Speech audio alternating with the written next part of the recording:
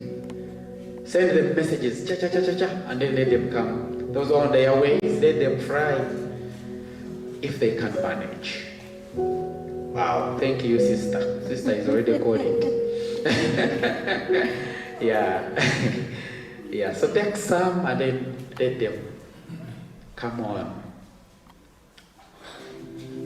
And our today's program is kind of tight. We're going to run a marathon, but I will ask us to be prepared in your mind that our program is going to be so much sweet, but in that marathon style. But we are going to get every bit of it, and everything that has been prepared for us will be given to us. I even see the break tea is already on. But I want to thank the service providers. We pray that God should reward you.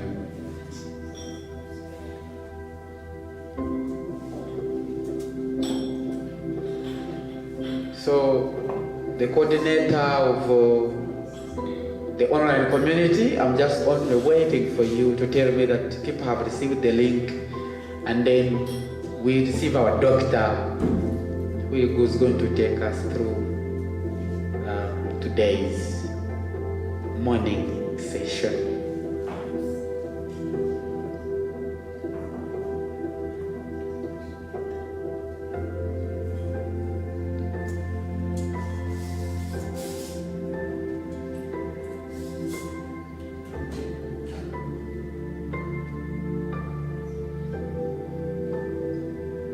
Is someone feeling the goodness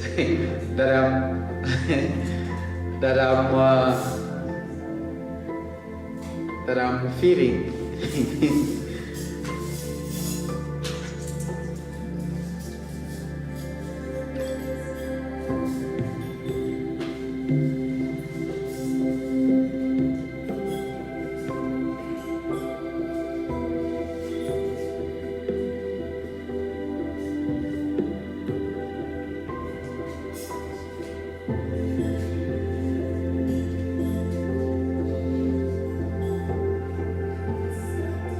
Thank you so much. We want to welcome Dr. Monica.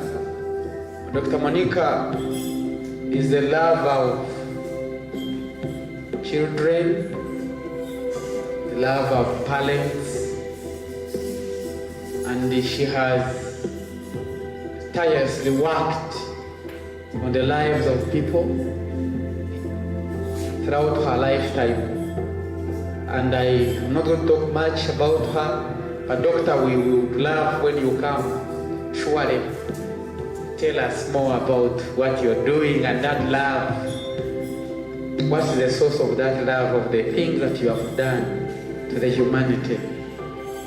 You're most welcome, doctor. Come and take us through. Yes, welcome, doctor. And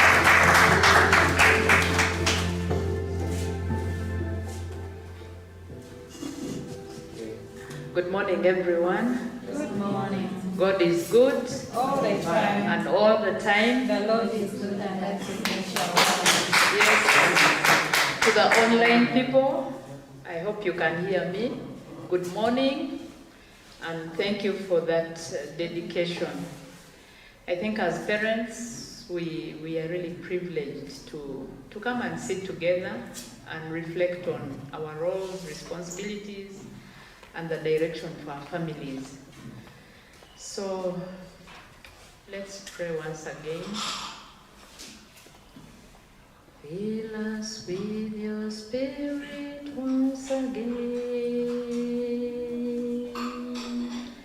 Fill us with your spirit once again.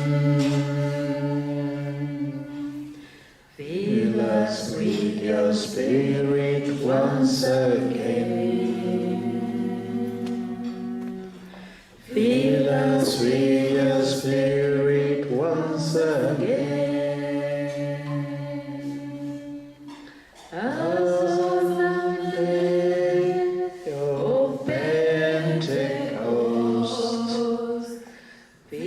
us with your spirit once again. As on the Day of Pentecost, fill us with your spirit once again. Abba Father, we want to thank you so much that you've given us life, you've given us health, you've given us families, you've given us communities, you've given us work. We thank you so much, for sometimes it's like undeserved mercy. Even amidst our complaints, you've decided to bless us. We want to thank you so much. You've given us children. You've given us a beautiful country and weather. We thank you so much. Holy Spirit, we commit our minds to you, our hearts, our ears, and our mental space. Come and fill them. Come and help us learn and unlearn. Come and teach us the difficult things and reveal to us what we must do to make our families, our children, and our community better. We pray this believing and trusting in the mighty name of our Lord Jesus Christ. Amen. Yes, so I want to welcome everybody, regardless of your faith, your background, your age, your race. Parenting, I think, is the same. And the issue of mental health is similar. We go through similar challenges. So, I'm Monica Etima Kizito, married for the last 25 years. God blessed us with two beautiful children. Benjamin, who is 24, going to be 24 this year, and Faith, who is going to be 21 this year. So we really thank God for them, and God has given us many spiritual children in marriage. We've stood in the gap, in baptism, and also children close to counsel. We live with some of them, and some we lived with them, and now they are independent.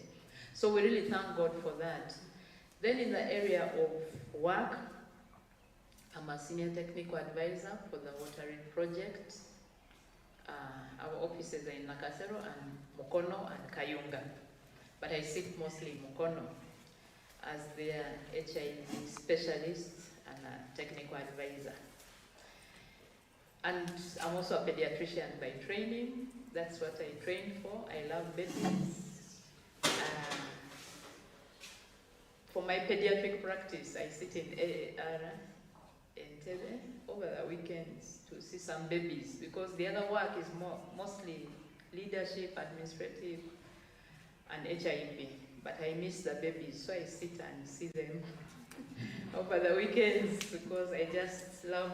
That's my passion. In church, I'm the teaching and vocations person in St. Padre Pio, Kabulamliro, at my parish, at executive level, parish executive level. And my role is just to journey with the seminarians, the young people, and to help them discover what God designed them for. When I was younger, as I joined university, I came across a Catholic nun called Sister Dagan. And that was the time we joined university, and that time HIV was really taking many students. So what Sister Dagan did was, she invited us for leadership training in Emmaus Center, Luero. And this training was called Behavior Change Program. And because of the name of the program, I was like, what behaviors are we going to change? But she said, you need this to help the young people. And it was in 1995, I went for that program, and my life changed totally in the way reaching out to the HIV patients, doing programs to prevent the young people from getting HIV. So we moved in all these districts in Uganda. The one I hadn't reached was Moroto. But I made sure I reached it with a marriage program. Went to Rwanda, went to Kenya, Tanzania, South Africa, just giving hope to the youth. And that gave birth to marriage ministry and parenting. Because 90% of what the youth were suffering with was pointing to parents and to their homes. So, as husband and wife, we started marriage ministry seriously, together with some of these, the Amlings, did marriage programs. I remember there's a time in 2009, we were given an assignment to write a book called The Faithful House. And The Faithful House has gone to across the continent of Africa just to help marriages survive. So I don't know if you've ever heard of it or attended a Faithful House. And what even impressed us most was God used the Faithful House model to have an Islamic Faithful House. Because we would invite everybody for that seminar, because we needed marriages to stand, for these children to stand. So there's an Islamic Faithful House, because when they attended the programs, many of the Muslims went out with a determination to have a faithful house. And we are proud of that. In 2012, I was led to write this book, because we cannot stop at blaming and blaming. So, say, let me write.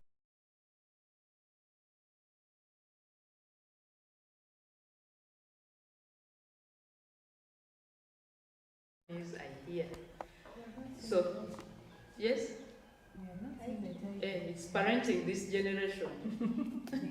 Now this was like almost 10 years back, but these are now university students, these two children of ours. Yes. So it has some skills there, and we are happy to contribute. So today, the topic I'm to cover is life-work balance. Life-work balance. And I must say it's not a very straightforward topic. And it varies from person to person, just like success.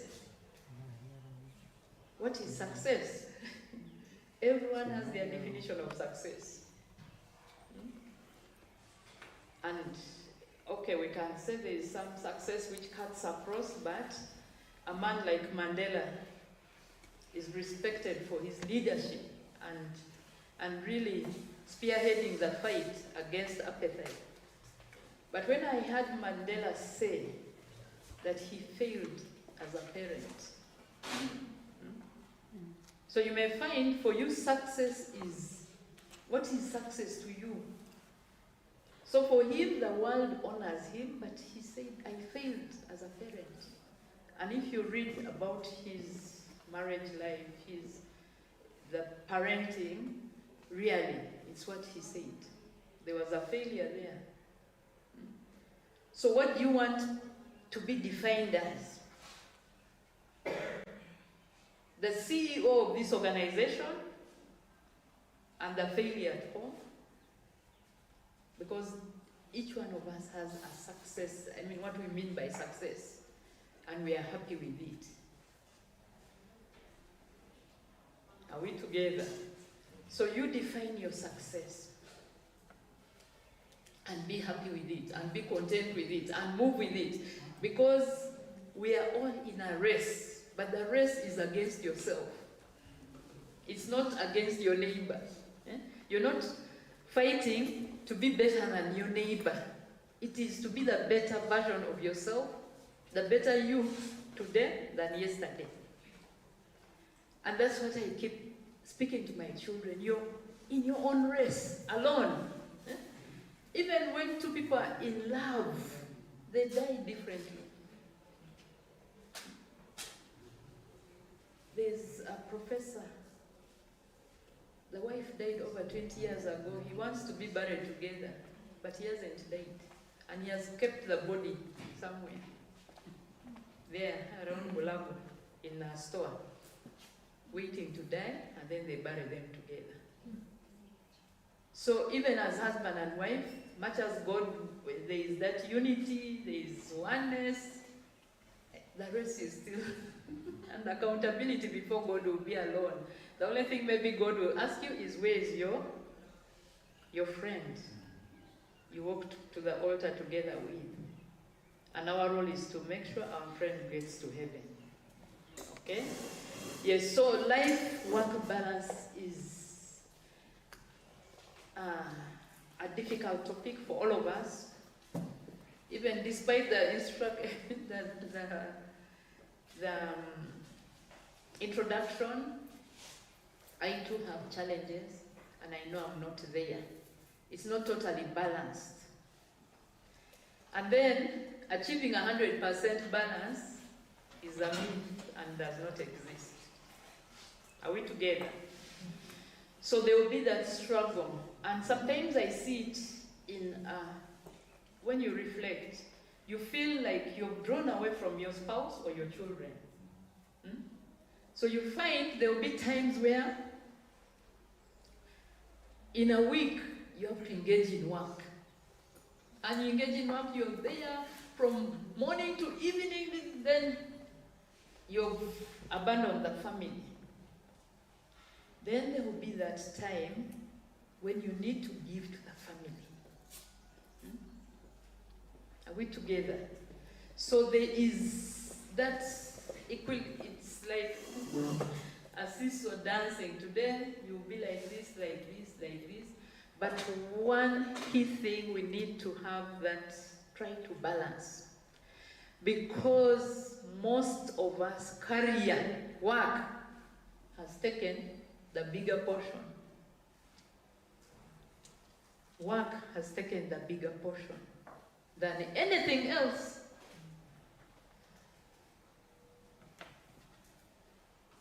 Career has taken the bigger portion.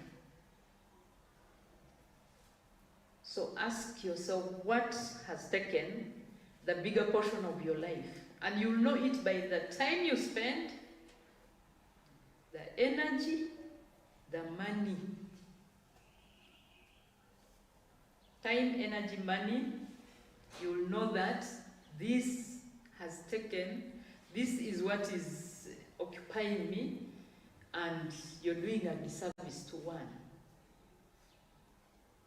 So, in a way to balance in my own family, before we get to,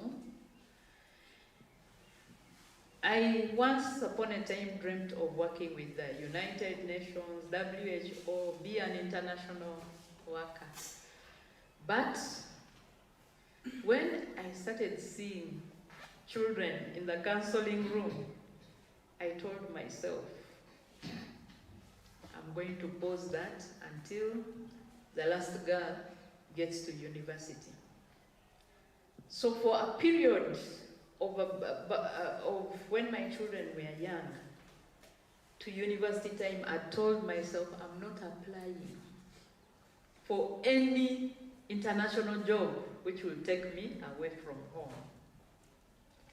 So I just decided, and this comes with contentment with what you have, and you just said, this is what we have, and I'll be happy with it. So there was that time of pausing employment, which takes you away from home. And I want to say, young parents, young mothers, young fathers, be intentional about that decision. There are families I find, both are on the run.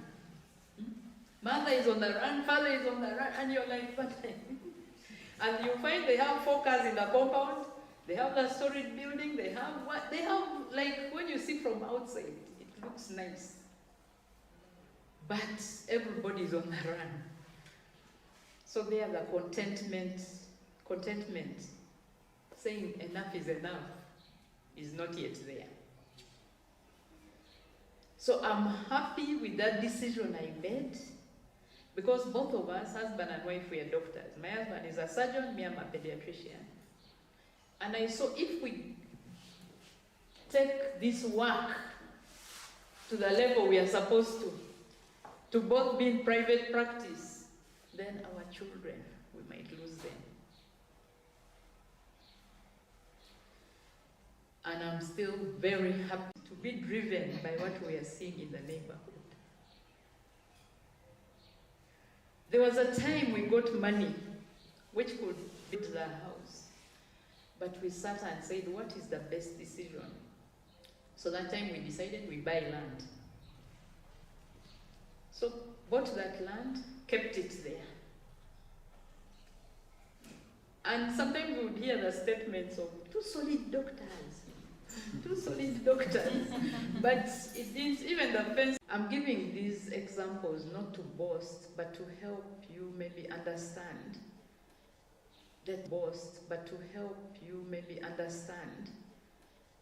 That you have to define who you are. And I'm not saying that those people have made mistakes. But every family is different. You know the education you want for your child.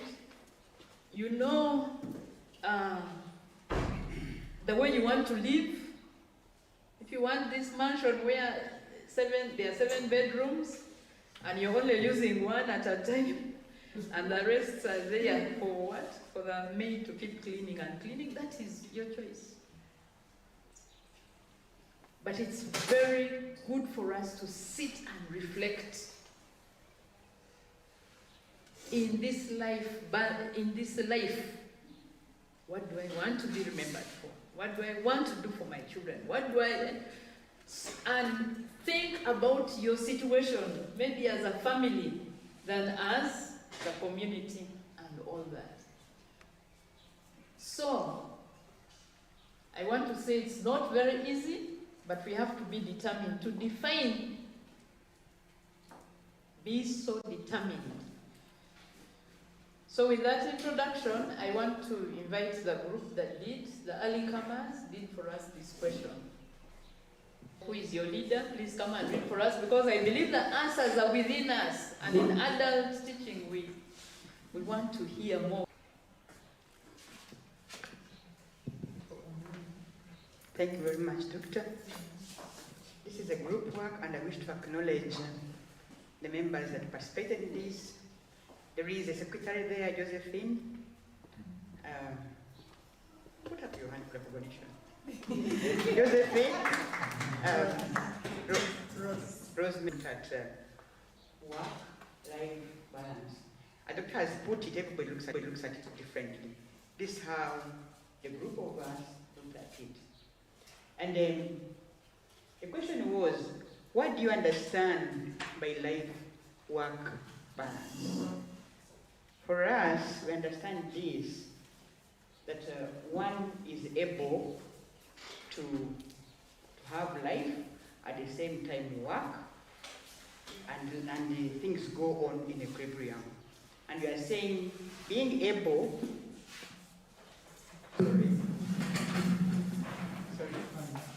and we are saying being able to do your work well, and also to be able to manage your other life effectively. And the example was home.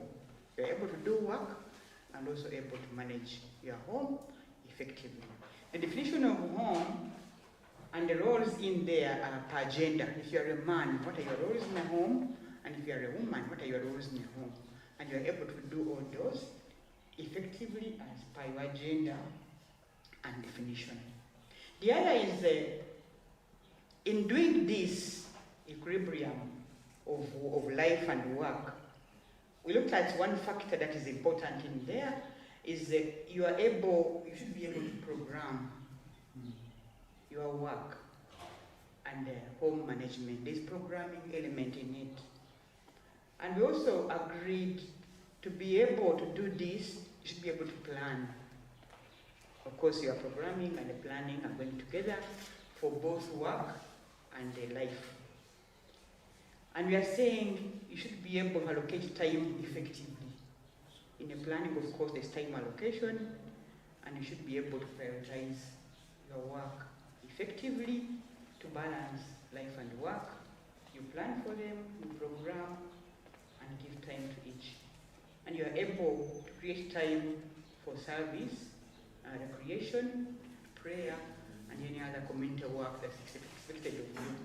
So there is that planning, programming, distributing time equally without causing a crisis. You don't cause a crisis to life, don't cause a crisis to work. That's in that way you are balancing. However, this equilibrium of balancing life and not causing life, as we have learned, sometimes we skew, either you skew work towards life or you skew life towards work, and therefore causing an imbalancing and causing a crisis. And we were able, in a short time provided, to identify what are the likely areas that cause this of the imbalance.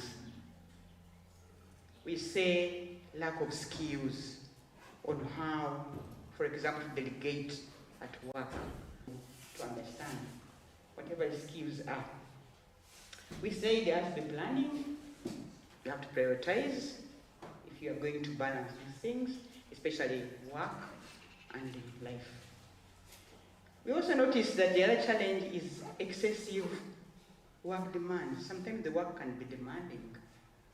You are being paid, you have to take terms of reference, and you must satisfy the employer. So you skew it towards your employer. Then you failure to prioritize.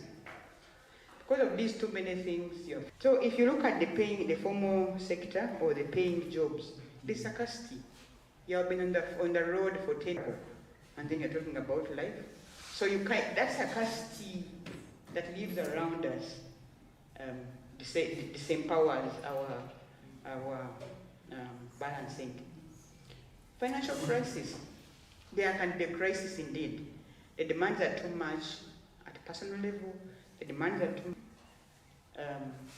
And the two of you, or you must multitask or do extra jobs. You find one person or a man has 5 jobs, satisfy the family needs and the community needs. The woman also has to join in the race of chasing money. So that financial demand towards skewing, forgetting the other, especially forgetting life and you forget to live. The other is too much competition. Competition to be like the other. You compete, you want to fit in the community. You are competing at a job. There are promotions, there are targets. For example, you are a mother expected to take away 3 months maternity leave at the peak of writing a project proposal. So that crisis of writing a project proposal, for those of you who have been working in the project, versus a mother who's supposed to be mothering on maternity leave, there's that crisis that comes up, and the mother fails to leave and end up with depression and fails even to mother properly as it's supposed to be. Competition. Then you want to be like the neighbor, you want to have the other car, you want to have this. All these competing demands in our heads cause this crisis. Toxic environment. The environment we're working can make you fail to balance. So your work environment, the environment we live in, can skew you towards the other. The distance, she has talked of the international jobs and international postings. So when it is international in nature, definitely it carries international postings and international places, and therefore you're expected to move places without giving excuse that I'm a father, that I'm a mother, and so and so. So I'm a church leader, I'm the other. So you end up skewing towards job and forgetting life. And in most cases, life is going to suffer. The other is the lack of family support system. Sometimes we need a support system in a family for parenting. You may lack this either from your spouse or from the family member that live with you or within your community. So you end up triple engaging or multitasking in just too many things. And this is quite very common with mothers. You are a professional, you are a wife, you are everything. So the family support system can be a challenge. The other one is high expectations. All of us in this room, doctor, there is so much expectation from the community, from what they're supposed to produce. Doctor, they have given them a certain standard in the community.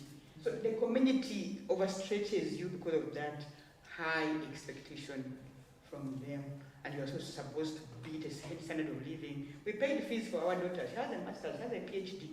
That expectation drives you crazy, and you must demand it. You must meet it.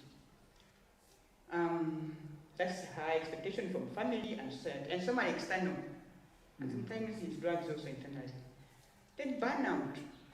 You are really physically exhausted from your work. And you're expected to the other life. You have come back from office at 11, meeting deadlines. So the other life has to be forgotten, which is part of you. Then self-mastery. Sometimes in doing all these, we even don't know ourselves. We don't know our strengths. We don't know our weaknesses. We don't know the innermost that we have. So those lives, not our own. Wandera is my name. Thank you very much. Yes. The early comers. Yes, so they put for us a lot of wisdom there. Is there any answer missing? For those of us who are not in that group, we can add.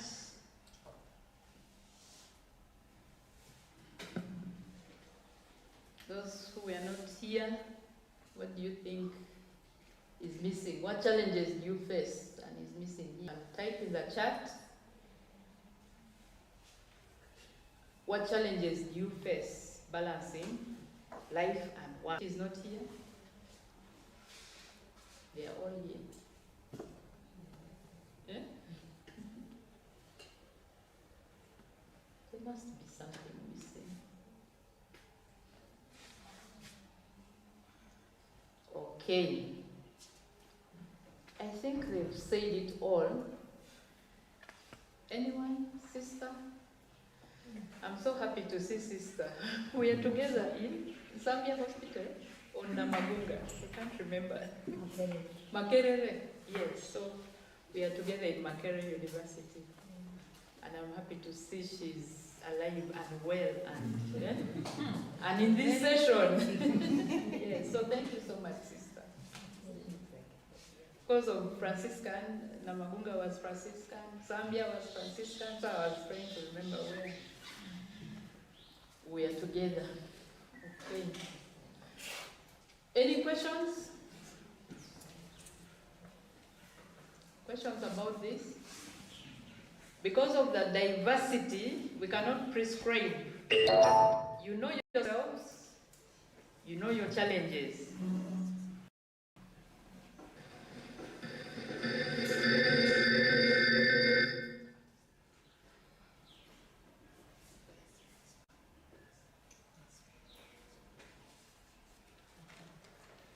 Okay, so I'm told sugar levels are low and we need to, we shall have a working tea. So probably we start from this side or this side. You just move and pick your tea and come. So that we don't lose more time. Yes. So,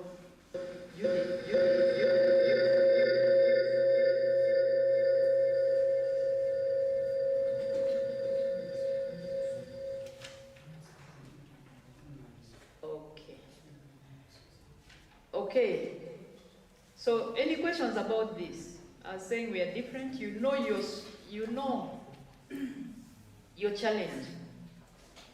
For me, for the past 1 week, there is something we have to create as a family. To have about 45 minutes of prayer every Monday and Friday, virtually, because our children are not in the country. And then we have a schedule. We meet in that prayer together with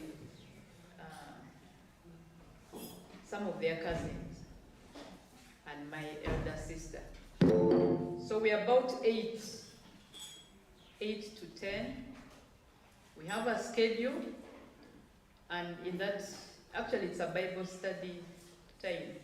We just decided we study the Bible as a family. We are committed to it.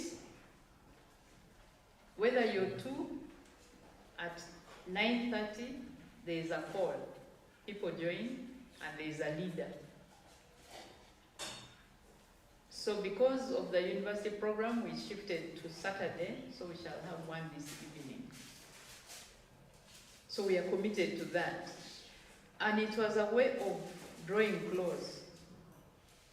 And through that Bible study, because after the Bible study, we have intentions. We pray together. I mean, you give your prayer requests. So it has also helped us know what our children are struggling with, together with their cousins. Because if you want to raise, you don't only raise your children. You have to be interested in the neighbors and in their cousins, because they cannot come out alone. So we are committed to that. And it has happened for almost a year.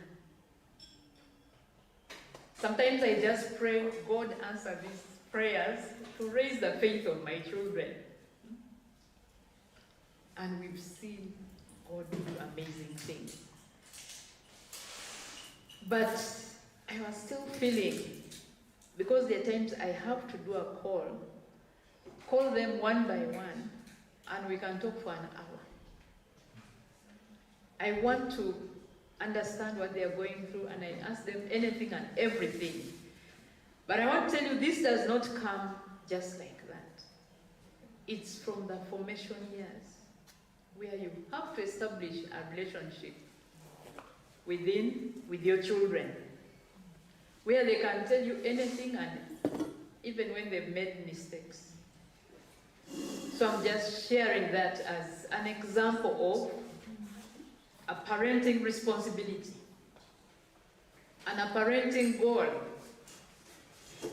In life, you're going to see later, you need to have goals. And these people have put it here, that planning, why we don't balance is poor planning.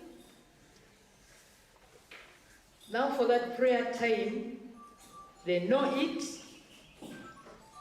They must be there, unless they have, sometimes they have classes, so they excuse themselves.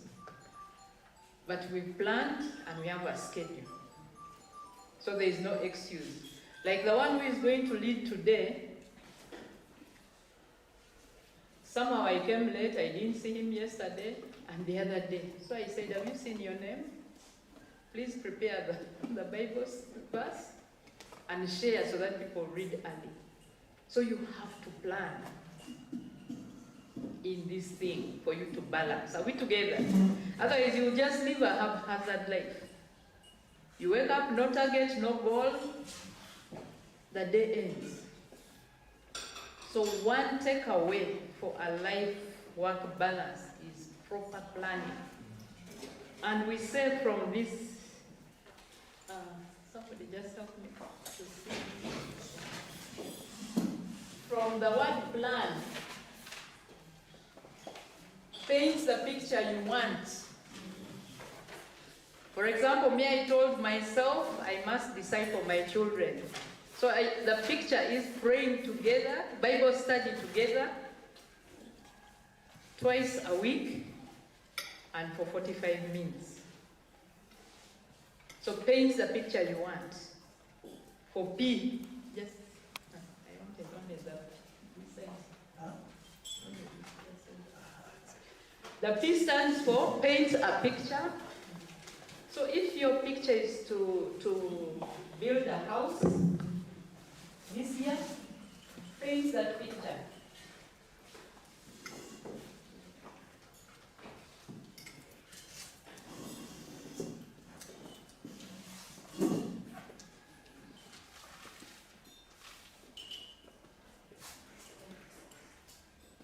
Then L is lay the strategy. The word is plan your life, lay a strategy. And the strategy has to be clear. For example, if it's building a house, you need to know who is going to draw the plan, where are you getting materials from, in what way are you going to build? Do we do foundation, rest, then raise it, rest, then do the final rest, then, or do we do marathon? So lay the strategy. So we need clear goals for us to balance, paint the picture, and because there are different faculties, so they can be physical goals. You can paint a physical picture. These days I see many ladies want to cut weight, so they will drink whatever they can drink. They are moving with bottles. They will exercise, they will go to the gym, they will what? So the picture is, I will go to the gym maybe. And to be able to balance, there has to be what we usually call the 4 buckets: physical, emotional, mental, financial, and spiritual. We shall look at them later, but paint a picture and lay strategy. Put like 3 things. And since we are talking about life-work balance, let there be a clear parenting goal. And sometimes these goals change. Some are short-term, some are long-term. For example, there was a time, one holiday, I told my children, this holiday is learning how to light the sigiri. So they said, Mommy, we're not going to be using sigiris in our lives when we grow up. I said, this holiday, the target, learn how to light a sigiri. The boy or girl child, that is the task for this holiday. And I'm happy after the holiday, they all knew how to light the sigiri, so sigiri was out of the excuse of taking long to start how to prepare a meal. Okay? So we need to be targeted. In workplaces, you have targets. For me, I have targets with chase. And you have to answer why you're not achieving the targets. So why don't we have parenting targets and goals and then strategize, allocate resources. Some of these things need money. And sometimes we have our priorities wrong as parents. Sometimes you see a meeting, let me say a Kwanjula meeting or Kuchala meeting. A parent will pull out 500,000 for that friend. But you tell them a workshop for children, which is 20,000. It will be no money. And there you just know our priorities are wrong. Sometimes we want to please others.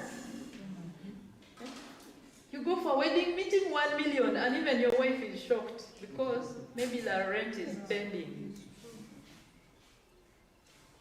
In the name of impressing the world. So, allocate resources. Allocate resources for the different faculties of your child. This child is made of mental, spiritual, financial. You ask me how financial. As at home, washing the car was something which could attract. Instead of taking that car to a washing bay, I told them, you wash the car, you each get 2,000 shillings. And if you initiate it, you will get the money. If I initiate it, you don't get. So they would say, Mommy, we know what you're thinking, we're going to wash the car. So somehow, washing the car became at least something they could work towards. And sometimes, I don't give them housework for money, but washing the car is, and sometimes digging. Much as, of course, the concept of agriculture used to be a punishment, has stuck with us. And many of us are not drawn to agriculture that much, but I think things are changing. These days people proudly introduce themselves as farmer, which wasn't there those years. Eh? Yeah, but we say farming what?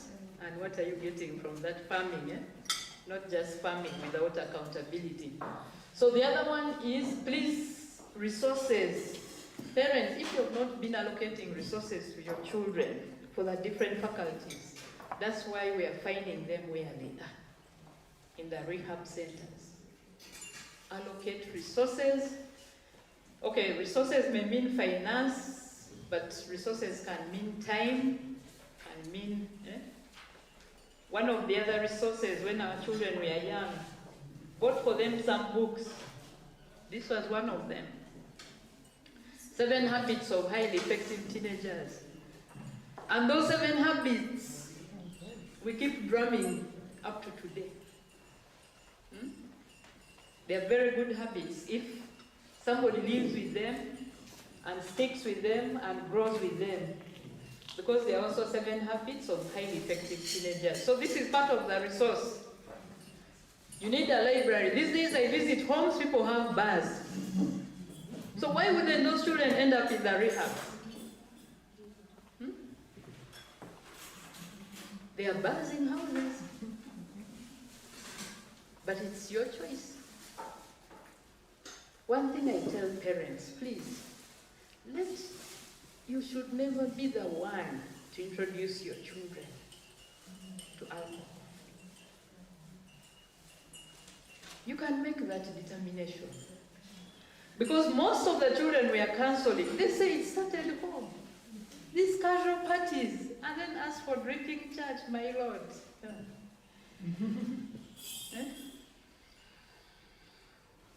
Sometimes they say, but the others are also drinking, but you're not the others. Parents, if you must drink away from home, at least don't be the one to introduce.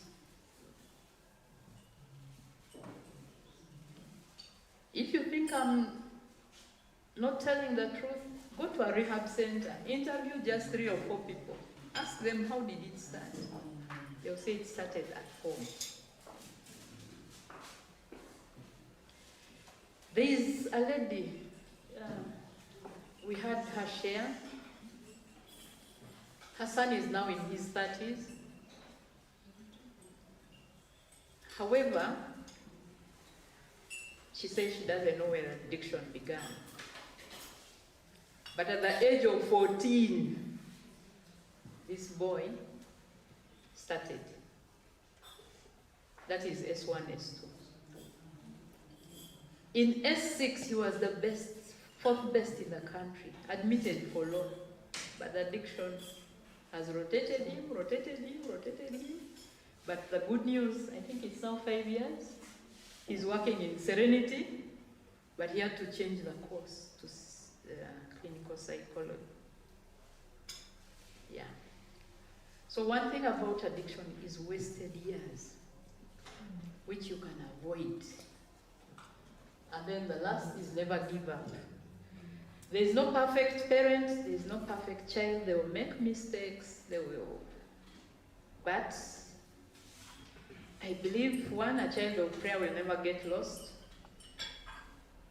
And then I tell my children, at least I want them to say, Mommy and Daddy tried, but it is my stupidity which led me astray.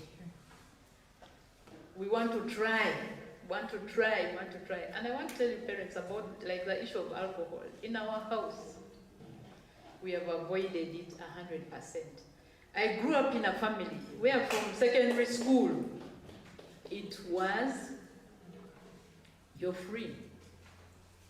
The fridge is there, the drinks are there. When parties are there, once nobody would even cross-check that she drink, doesn't she drink. It was up to you. But I made a choice when I was 21 not to drink, and I've lived by that. I don't think I'm less of a woman or less of a doctor, but that's my choice. Something about life-work balance is choices. Make some choices and stick to them. Whether they give you nicknames, whether they call you what, that's the choice you've made. And you must be proud about the choices. We tell young people, choices vis-a-vis consequences. Choices you have control, consequences you don't. If you choose to get involved in premarital sex, that's the choice you've made. But the consequences are 1,000. It will be pregnancy, it will be HIV, it will be syphilis, it will be gonorrhea, it will be etc. But you can't say, I'll have premarital sex, and then, God, I think syphilis is mine. You can't choose the consequences. The consequences distribute themselves.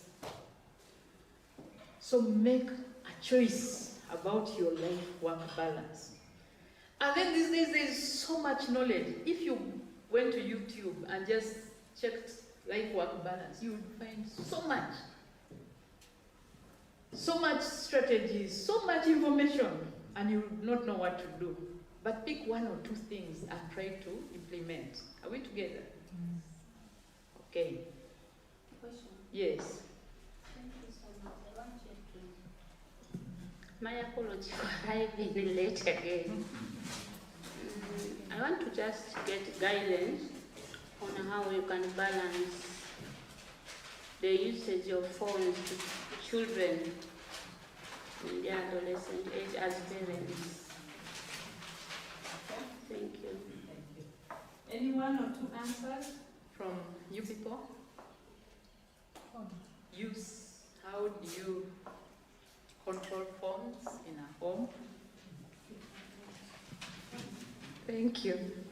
It's a tough one, but we've tried with setting time limits.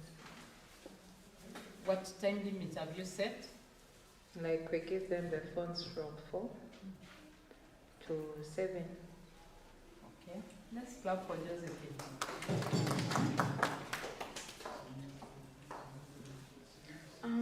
Hello everyone. Let me tell you, kids of nowadays are smart.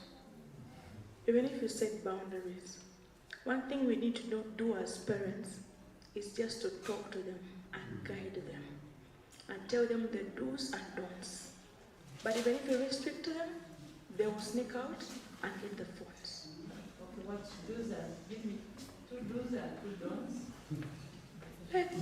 Just guide them to pray. Just tell them that this is what you need to do. Like you need to download these apps, delete these. Only that. Speak to them. Be your friends. Let them be your friends. Make them your friends. Thank you, Princess. I hope the onliners are picking it. Thank you very much. On the side of the phones, as for me, in my home, if you are not a university student, I don't buy for you a phone. And okay, during COVID, there are those online studies that they used, some school introduced.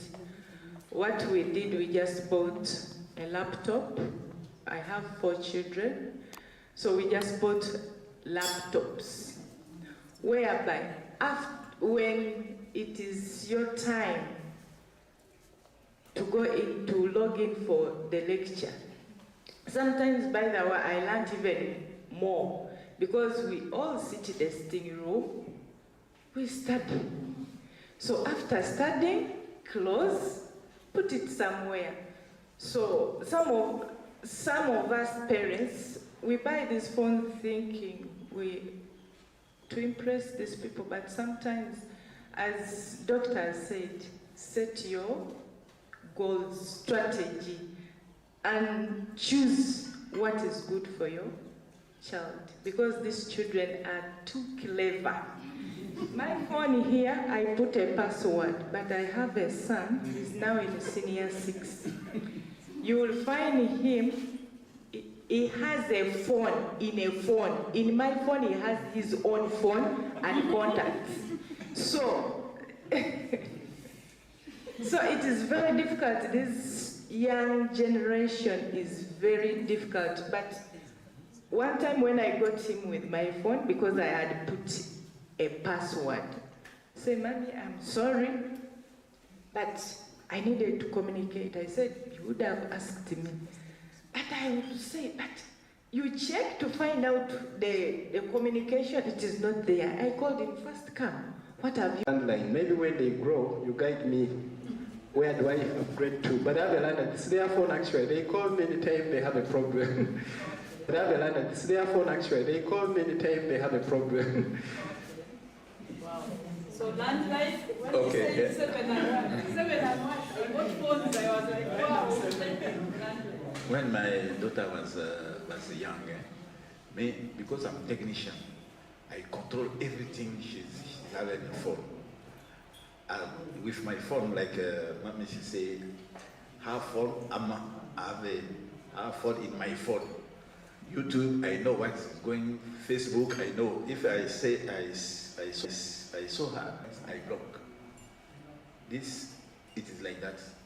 But because this kid today, last time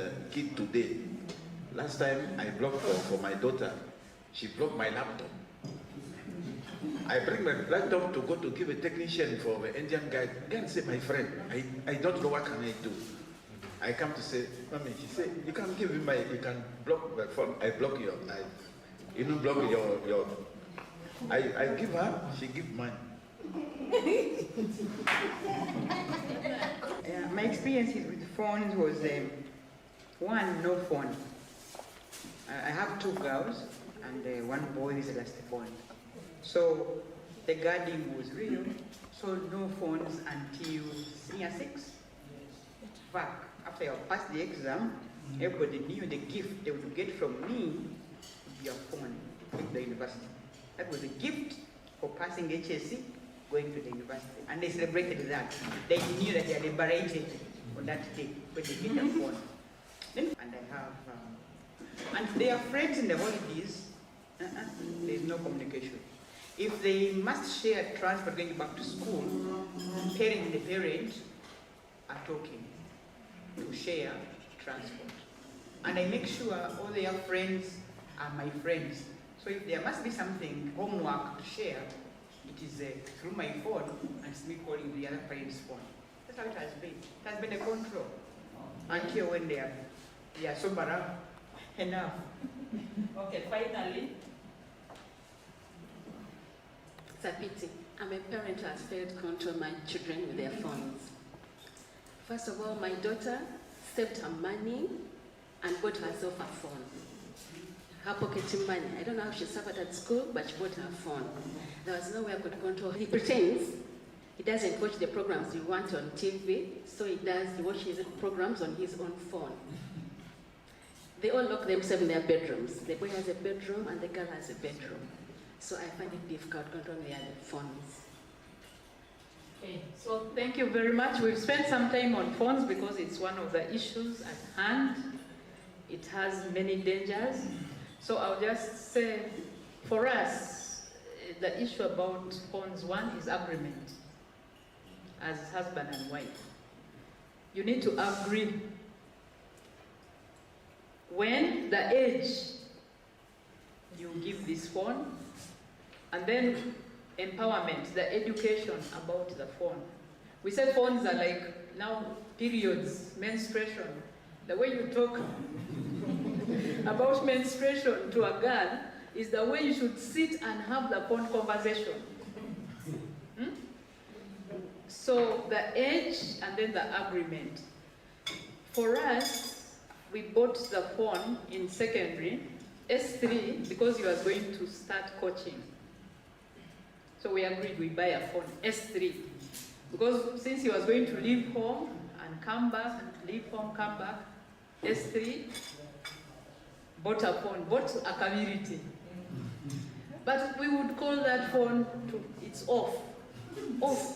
So I said, Benjamin, why is your phone off? We bought it so that we can know whether you've left, where you are, what.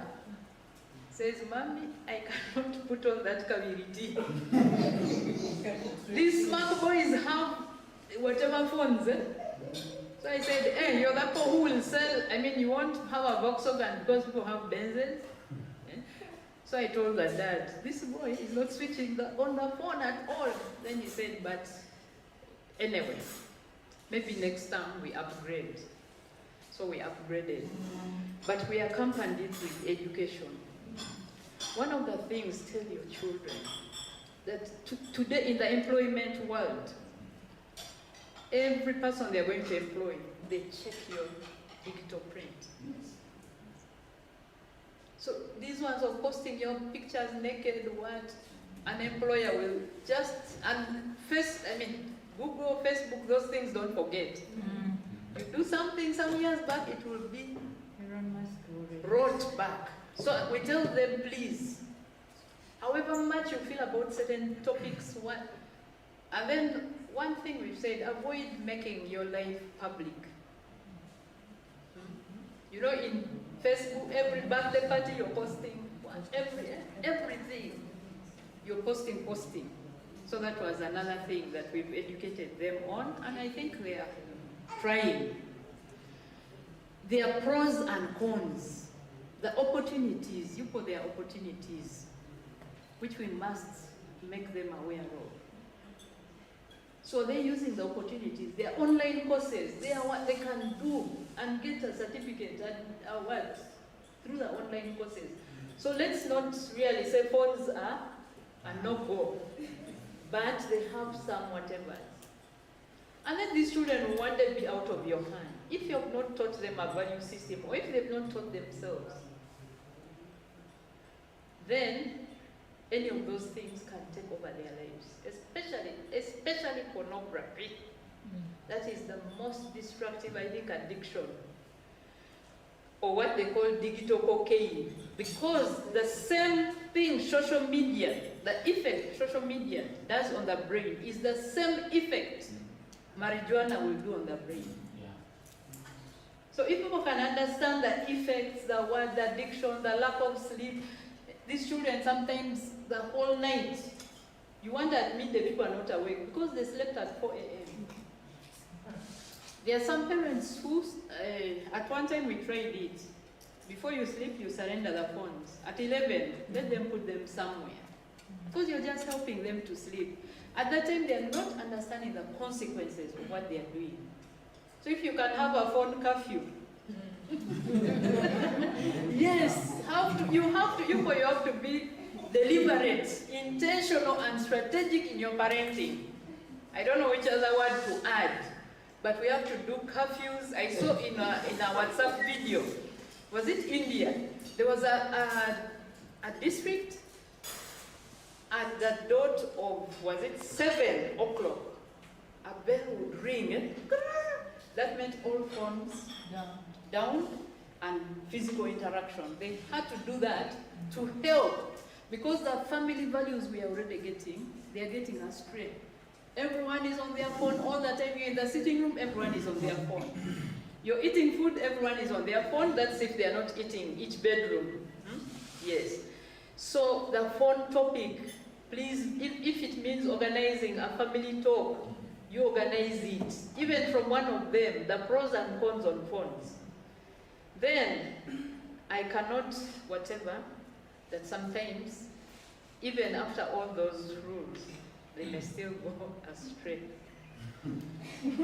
Yes, even after all those rules. But I say, what you've instilled, the value system you've instilled will always help them. They will wake up to reality. And then keeping on checking on them. Because I did experience that. We tried at home, and then one day somebody said, Mommy, you know what? I had a lot of free time. I've been struggling with this and that. They say, okay, are you still in that state? Where can we help? And then we started that journey of helping this person to come out. Okay? Yes. I wanted just to say one word.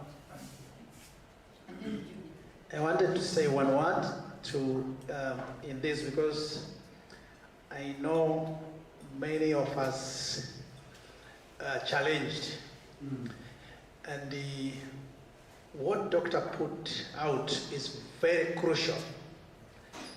If we can become friends to our children, that they are very open from early age, that you talk, is much better. There are always oppositional children, and if you give in all the time, you're going to lose. I work with the rehab center, and I know what I'm talking about. So, and then they become bosses, your bosses actually. They overrule you now. You are no longer there. If they are oppositional, just know you are losing them, because they are gaining ground, because they are testing. They always want to test your responses. And when they have tested and they find that you're weak somewhere, they take advantage of you. And then they overrule you. And that's where the danger is. What the doctor is bringing is very important, so that you talk with these people very, very well. And I have grown-up boys. Actually, tomorrow we're celebrating 30 years for our firstborn.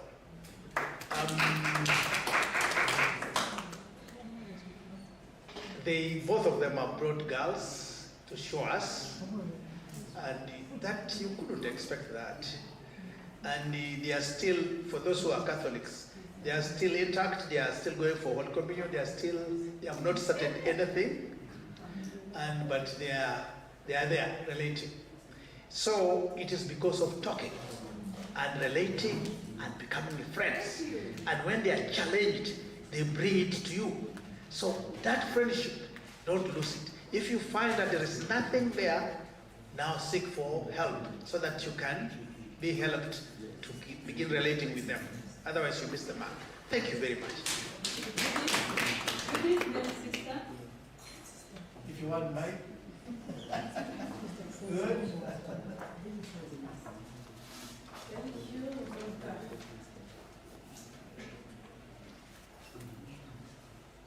Thank you so much, Doctor. This is a very crucial point when we're talking about phone addiction. It is something that some people are undermining, but it is taking up our generation. And sometimes we don't know what these people are watching, but trust me, you will be shocked. Even you are thinking that you're controlling your children with the phones. But Dr. Monica talked about something, about talking to children, but also living it. Yesterday we talked about what we expose to our children.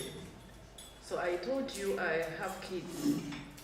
My son, I'm a proud Catholic. And even when he was breastfeeding, trust me, he knew, actually he started learning, making a sign of a cross when he was still breastfeeding. And from that time, some people think young people don't listen. But from that time, I'm assuring you and I'm telling you, speaking to our children and making them our friends. I'm not talking about bade, like not having those ones where you don't differentiate between a mother and a son or a daughter. But this young boy and a daughter, I sat them down. My boy by then he was almost making, by the time we talked, almost making 3 years. But trust me, even the TV, when I'm not there, they control each other. Because when I come, even if the maid puts something that has been violent, they will report to me. Or anything in like love matters, they will still talk about it. So from that time, because I talked to them, I talked about dangers, and they learned. Up to now, they know, even if they get their phone, trust me, they had tablets, but all their tablets, they are just, the tablets they have, they're just educative movies and so forth. But they also control, when it is time for prayer, they know time for prayer has come. So they control themselves even where I'm not. Teachers, by the way, we have some teachers here. You don't know what is happening in your school. Can you imagine when we get in school and we're talking about different types of addiction, some young ladies and gentlemen come out and they speak out what is going on. Are you aware that young people are carrying phones in their private parts? And some are putting them in the breasts, like, and they get in the school. I am assuring you there is no school I have gone to, and I don't get at least more than 4 children who come out and they talk about watching pornography. At night they don't sleep. Or sometimes they report, you know, we don't sleep, we know we have sleep issues. But what do? When it's time for sleeping, they get into the corner and they start watching pornography. So we need to be very keen about this. Doctor, thank you so much. Phone addiction is actually one of another habit that is really eating up our people, our young girls and young men. Thank you. Thank you so much. Sister? Thank you so much. My concern goes to the parents. As we talk about phone cocaine, how free are the parents from this cocaine? Because if the parent also has this as an addiction, she will not have the audacity to tell the child about the dangers. So I think we have to work upon ourselves first before we get that energy to convince our children. Thank you, sister. That is so true. So, monkey see, monkey do. That is it a proverb or a saying? Monkey see, monkey do. So if you're there, you're talking to them while on phone, eating while on phone, what while on phone, that's what they will do. So I've just put 3 simple strategies here. Talk, talk, talk, talk, and talk. And that's why sometimes we send them for seminars so that they hear another person maybe talking the same thing. Because sometimes they get tired of our voices and they think it's mommy, you're too much. Yeah, talk and talk, don't get tired of talking. Then the other strategy is time. And when we talk of time, quality time, even though it is 5, 10, 15 minutes of quality time, undivided attention. One of the things, before my daughter joined university, we used to take walks in the estate. We are lucky we still have security in that estate. So we would take walks, because the walks had a target of, it was physical being and also talking. Because they would say, what do you be talking with your daughter all this time? African, we only know our touch is African, we only know our touch is Chiboko. But touch has a... When these children come back, now results came back yesterday. Yesterday, we had gone for a burial somewhere there towards Bali. And there's a child we support, our primary school we support. She did well, and I think she's going for medicine. Then one of my colleagues, for her the result was bad, and you could feel the anger. Said, moreover, that school was 3 million, so we said, cool down. Don't be the one again to kill the esteem of your child. I know it pains it what, but you people, we also made it not in a straight line. Maybe some of us started with diplomas, what? So why do we really want these children to be? Sometimes those very high expectations is what drives them. Children cannot sleep. They take energy drinks, they take whatever, and then before they know it, by the time they're in that vacation, they are now hooked. And dealing with a hooked child is one of the most difficult things. I do pediatrics. I can handle the malaria, the sickle cell, the what, but when it comes to addiction, you know those are years of rotation. So that is a big, big challenge. So touch, hug your children, even when they come back. As there was that culture at home, and Daddy says, Manai, there's one thing I'm missing our children because of that, to give a hug. And I think for a father that is also so very, wouldn't you feel nice? If your child hugs you when you come back. For me, I told them that now, they're the ones to go and receive their dad. Me, I'll wait in the sitting room. I think quickly, as we wind up, we have only 2 things to cover. We start with Judy. I mean, come and help me with the answers. The question is simple and it's not rocket science. What do you admire with happy families? Judith? Thank you so much. I admire happy families that work together. So working together?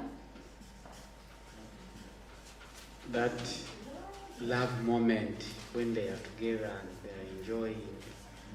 That's what I admire most. When they are together and enjoying. When they are really apologetic to one another. Being apologetic to one another. Being empathic to one another. Empathic. When one is sick, you feel sorry. Peace. Peace. Pray together. Pray together. Somebody has said yours, eh? Yeah. Another one.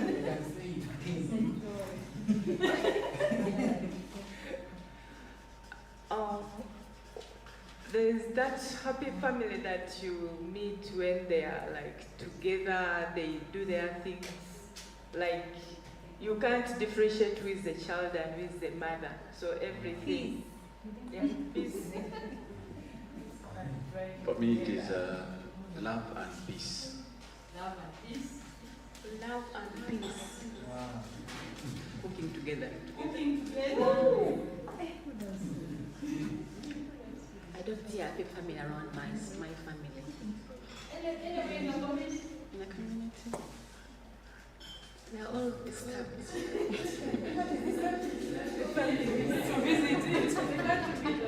The bond of laughter.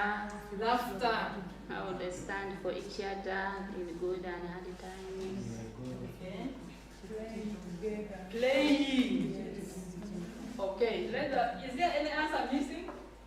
Yes. Which one now? Clear communication. Clear communication. Legacy.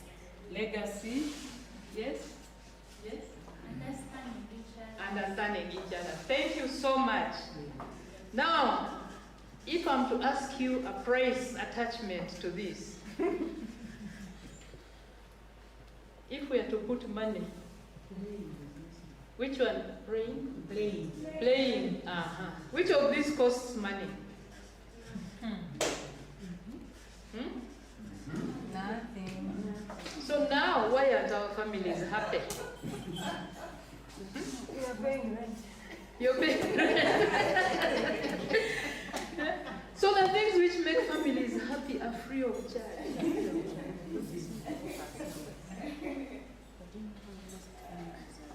So you have to be determined to create a happy family.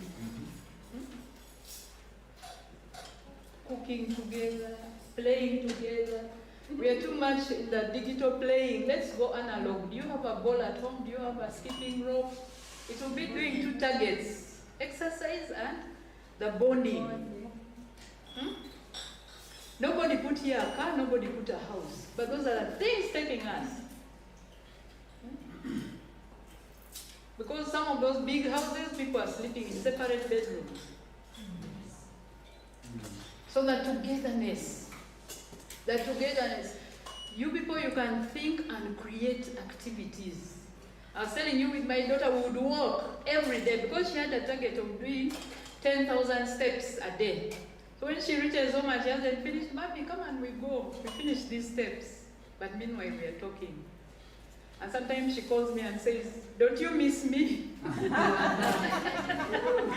I say, Faith, I miss you, but I also have a lot of other activities that I can do. So please, take away. Your family can be a very happy family and just do some of these things together. Going to church together. Yeah, in my mom, every year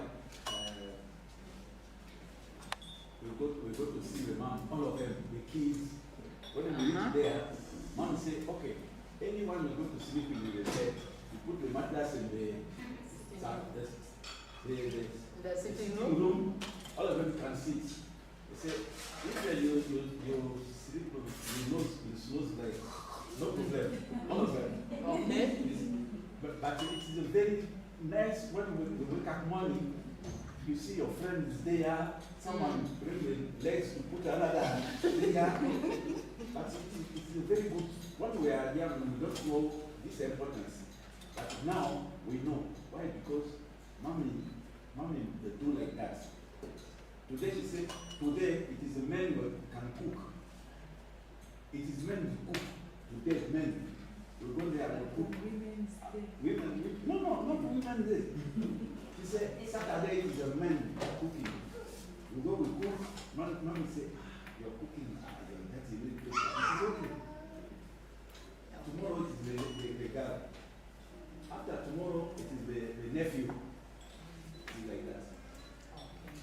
Good. So the togetherness, the vacations, you people, Christmas time, the going home together, all that, even just the traveling.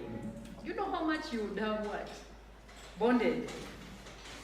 So please, let's make those cheap, non-monetary things. Let's solidify. And parenting, one of the parenting aim or goal is to build memories.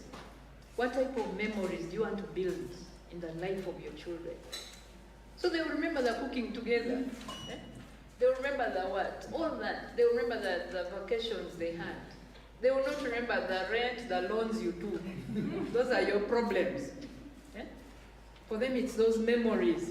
That time we asked our children, what do you remember? Then they said, remember how daddy would play with us, put us to walk on the roof. And I couldn't remember those moments.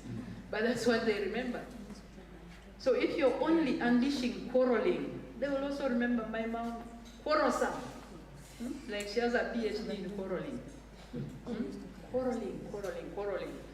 So let us change the world. So as I end, let me see if there's any, growing, we need to grow.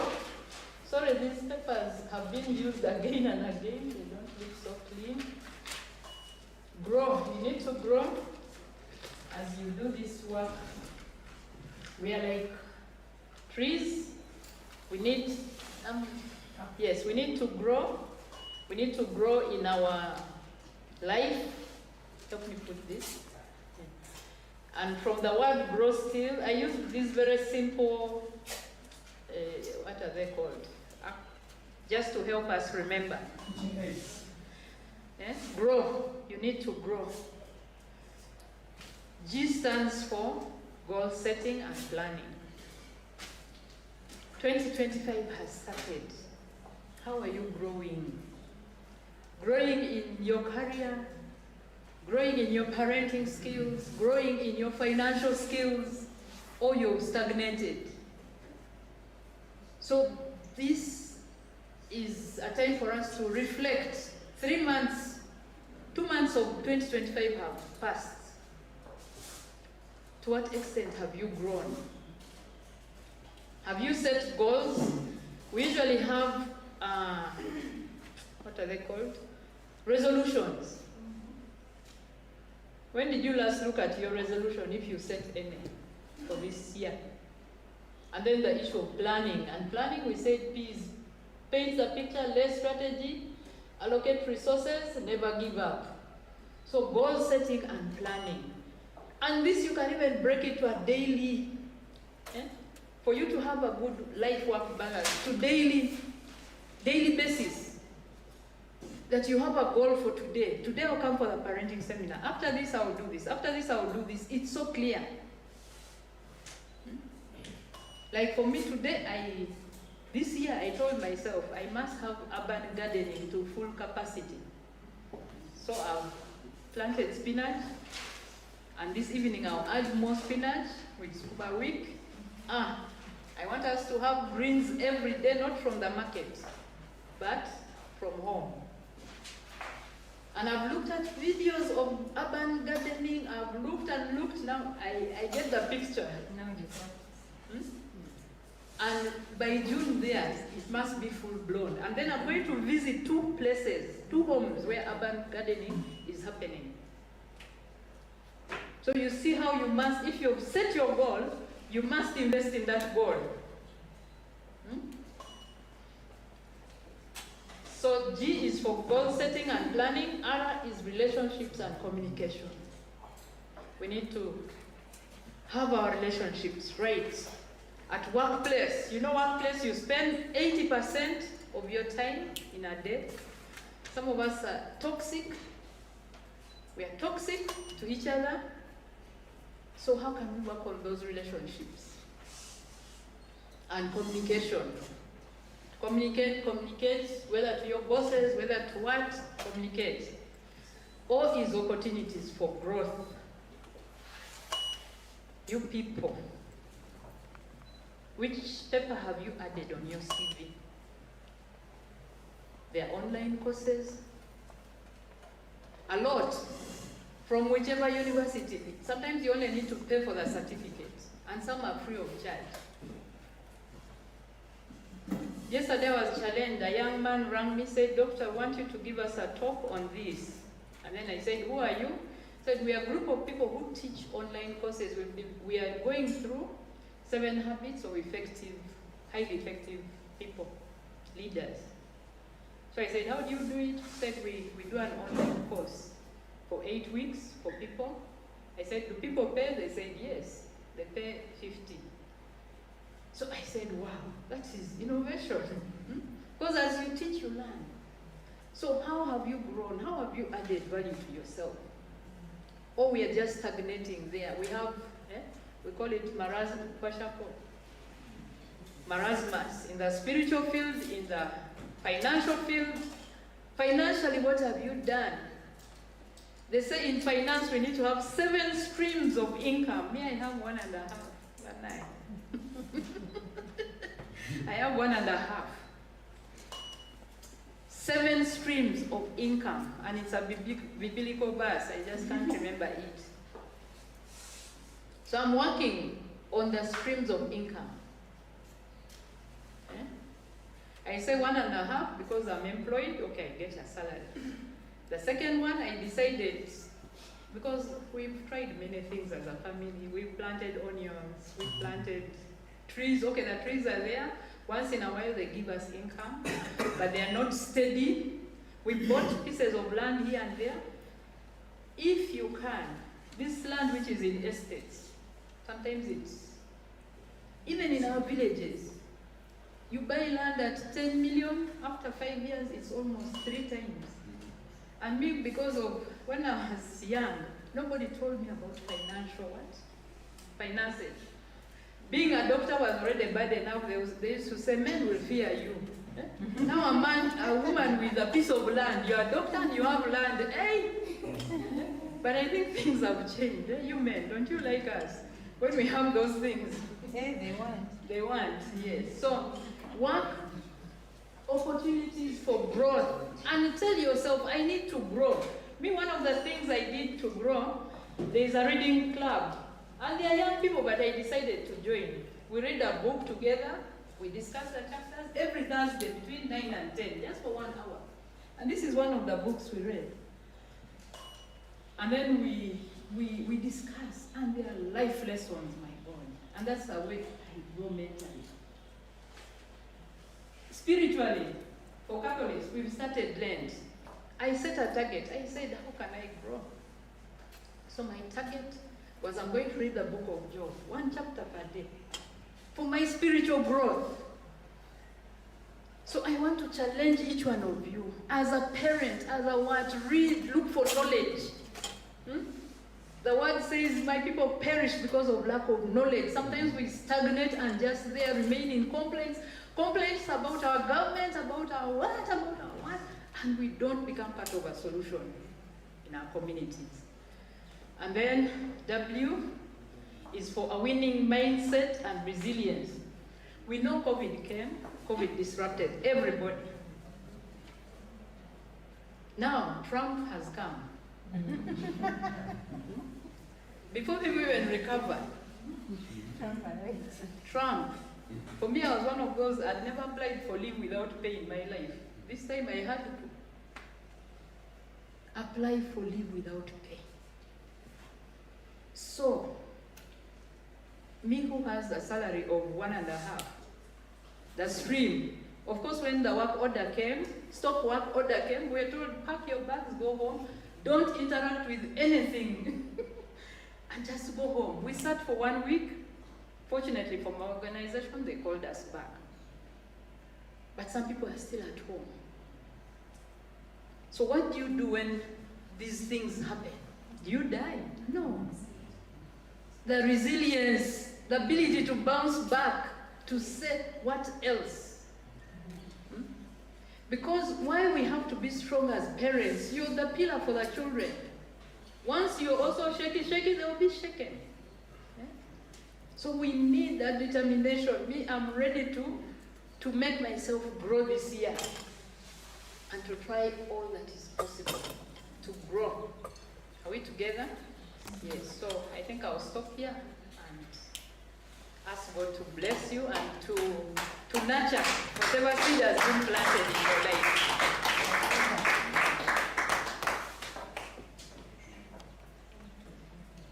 Wow. This is so much great. Surely, parents, how are we feeling? Now, to a person like Dr. Monica, what do you really give her? Someone's like, you see, others, can everybody give her according to how you feel? So if it was a meal, which meal would you give her? Matoke, chicken, carrot and fish. Those are your favorites, eh? Dr. You're going to all these kinds of foods. Oh, thank you so much. Doctor talked about, in just 1 minute, I want to summarize what she has talked about for those who have just come. Doctor came here very early in the morning. She found a few early birds, people who had just came in earlier. They started a group. And in that group, they were asking this question and they were trying to answer it. What do you understand by life-work balance? And what challenges do you face balancing life-work as parents? And the group of parents hammered that question well, and I think there was a lot to learn from there. From there, she gave us an acronym of the word plan and what it really means. And then she says, in parenting and in everything that we are doing, we have P. We have to paint the picture. What do we want to see? And then L, we have to lay the strategy. What we are seeing, how are we going to reach it? And then A, allocate resources. Are you able to find out one way or the other on how to fulfill what you pictured? You allocate resources, finances, time, and money. Then N, never give up. That you continue to move on and on and on and on. From there was a phone issue, discussion about phones. Some parent asked a question. Online community, please hope you're also following me. There are those who have just joined. Yeah, so someone asked, at what stage should we give phones over to our children and what? And probably, I think that one hit. Parents are giving in their own ways on how they are going to give phones to their parents and at different specific age groups. Others at the university, others said at senior 3, others I know in P7 vacation. They give them some phones.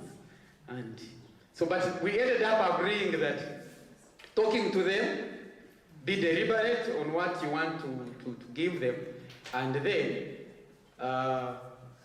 we make sure that, I think the final thing was talk and guide where you can. Then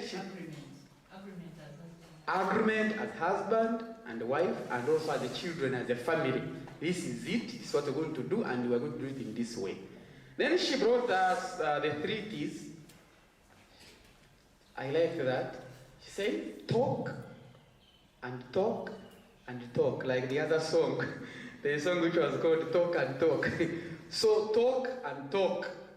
And I like that. Oyogere, odemo yogere, enjoy yogere, but of course, in a good way, I think. Later on, maybe the point will be delivered.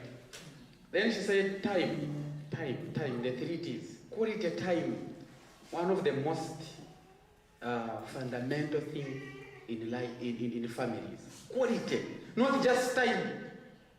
I think the other time you saw, the father is on the laptop, the mother is on the phone, the child is on the tablet.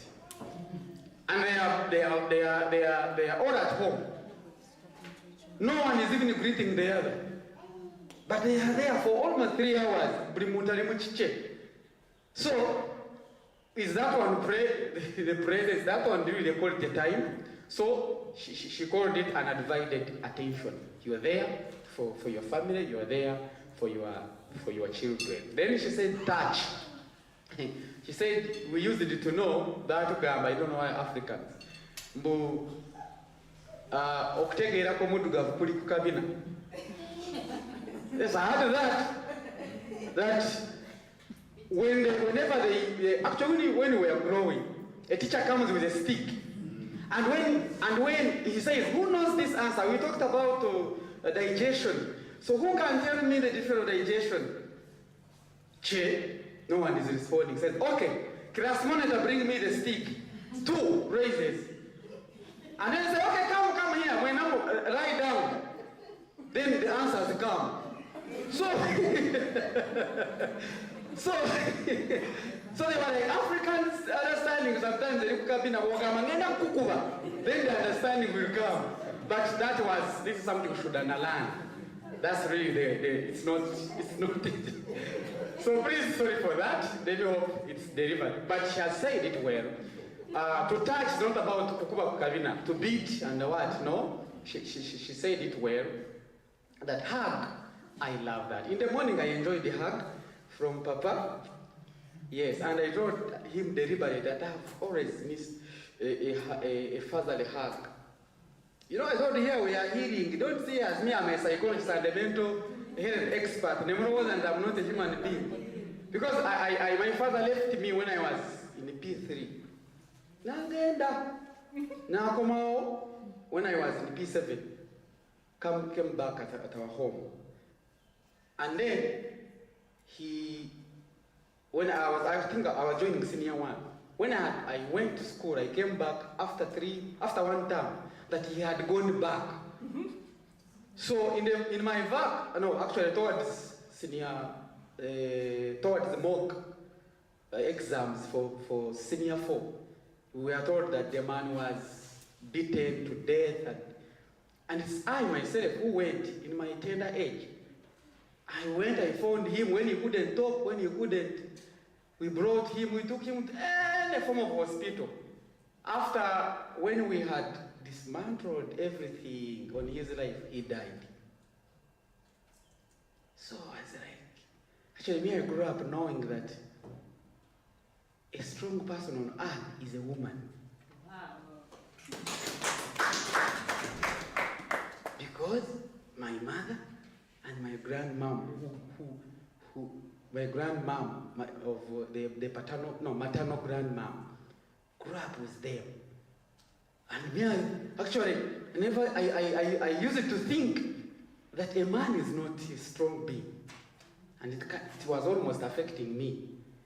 I honor women every time, until it's when I'm balancing, I'm beginning to know, oh. So when these things are being shared, she has talked about a hug. I missed a hug. So men who are here, Papa here, Eric, also Papa Amri, please whenever you see me, give me more hugs. I need to hear from this. Yes, thank you so much. So she talked about touch. That's a touch. That's a touch.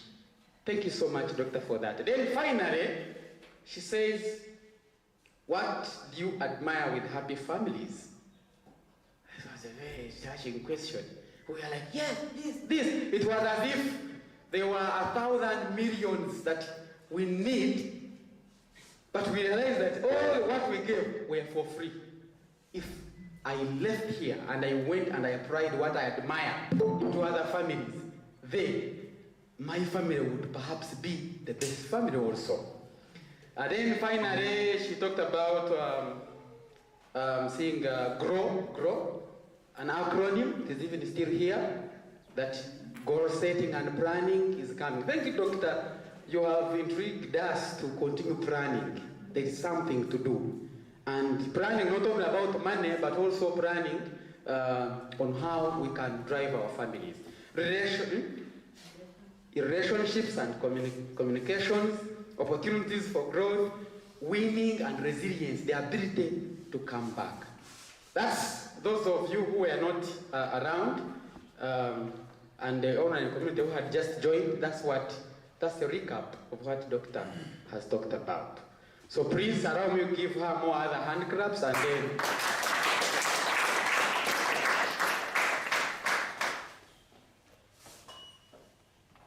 and then you allow me, I welcome Mr. Eric to come and put forward something. Eric is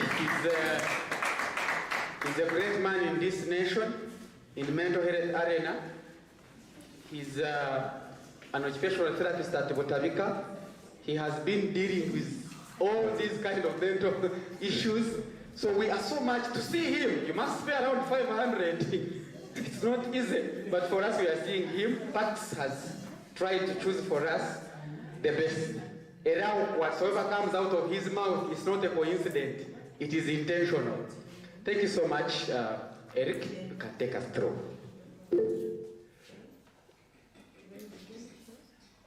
Good morning once again.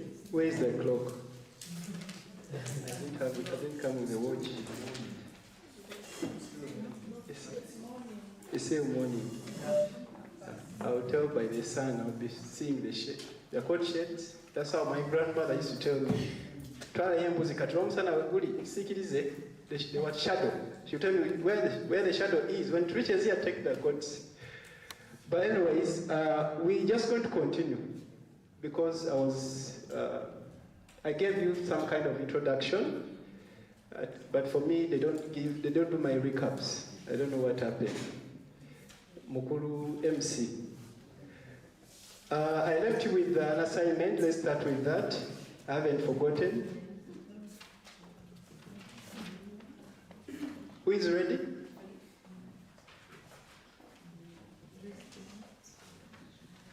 I saw a small joke on TikTok. There's a man who was finding people and asking them, have you seen me around? Okay? So I'm wondering, are you here? Are you seeing yourself? Okay. So who are you? I think I'll just get a few people to answer that, in the interest of time. Those who do the assignment, who are you?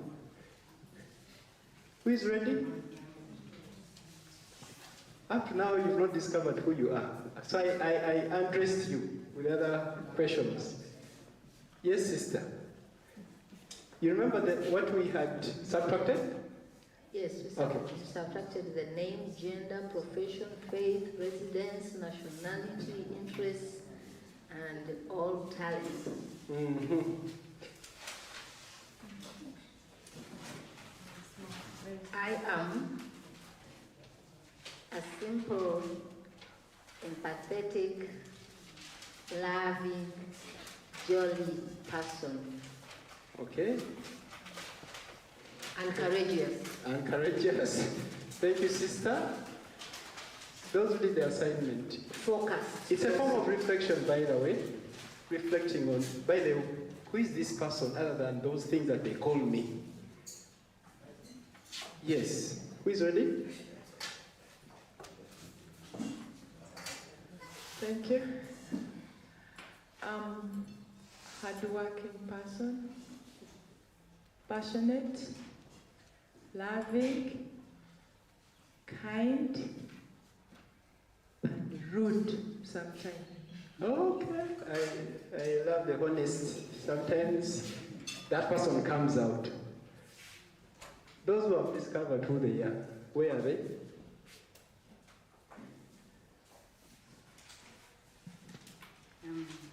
One thing I know about myself is go-getter, and then the other is kindness and generous. Okay, thank you. Okay, finally, they've discovered themselves. Yes. I think I'm a kind, loving, and risk-taker person. Risk taker, Isebo. Thank you, Sebo. One about myself, I'm principled. Some people take me to be rude.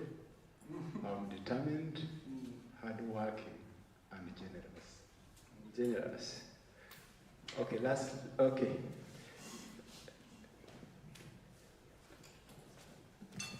Thank you, Doctor. Good morning, friends. Now, mine is a bit confusing because now it's in stages. I was first optimistic, then overwhelming, ambitious, but these two now are making me sleepless. And I believe later there I'll share something with you and ask a question, Doctor, because I'm now getting more confused about myself. Thank you. Okay, I'm an occupational therapist, but I'm a doctor of my family. That's what I'm very sure. But I'm a therapist. Okay. Yes. Thank you. To me, I am a symbol of God's love. Beautiful in His eyes, ugly in the world, but fulfilling the purpose for which I was created. Thank you. Okay. Thank you, Doctor. God told us not to love the world. Do you remember that? If you know your scriptures, do not love the world and anything in it. So it's good when the world is ugly, so it's fine. Okay. Yes. Okay. Me, I'm soul lovers. Strict when I'm working, because I don't. When I'm working, I don't want to play. Me, I like be strict with me, be direct with me, but I don't care if people want. It is people is playing for everything, and like you say, right there, you say, bring your time. You bring the time, not want to go to directly. People is lazy people. I don't want lazy people in my life.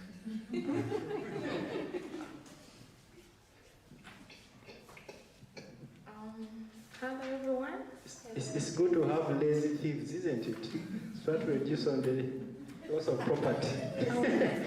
Yes. I'm compassionate, ambitious, humble, choosing, God-fearing.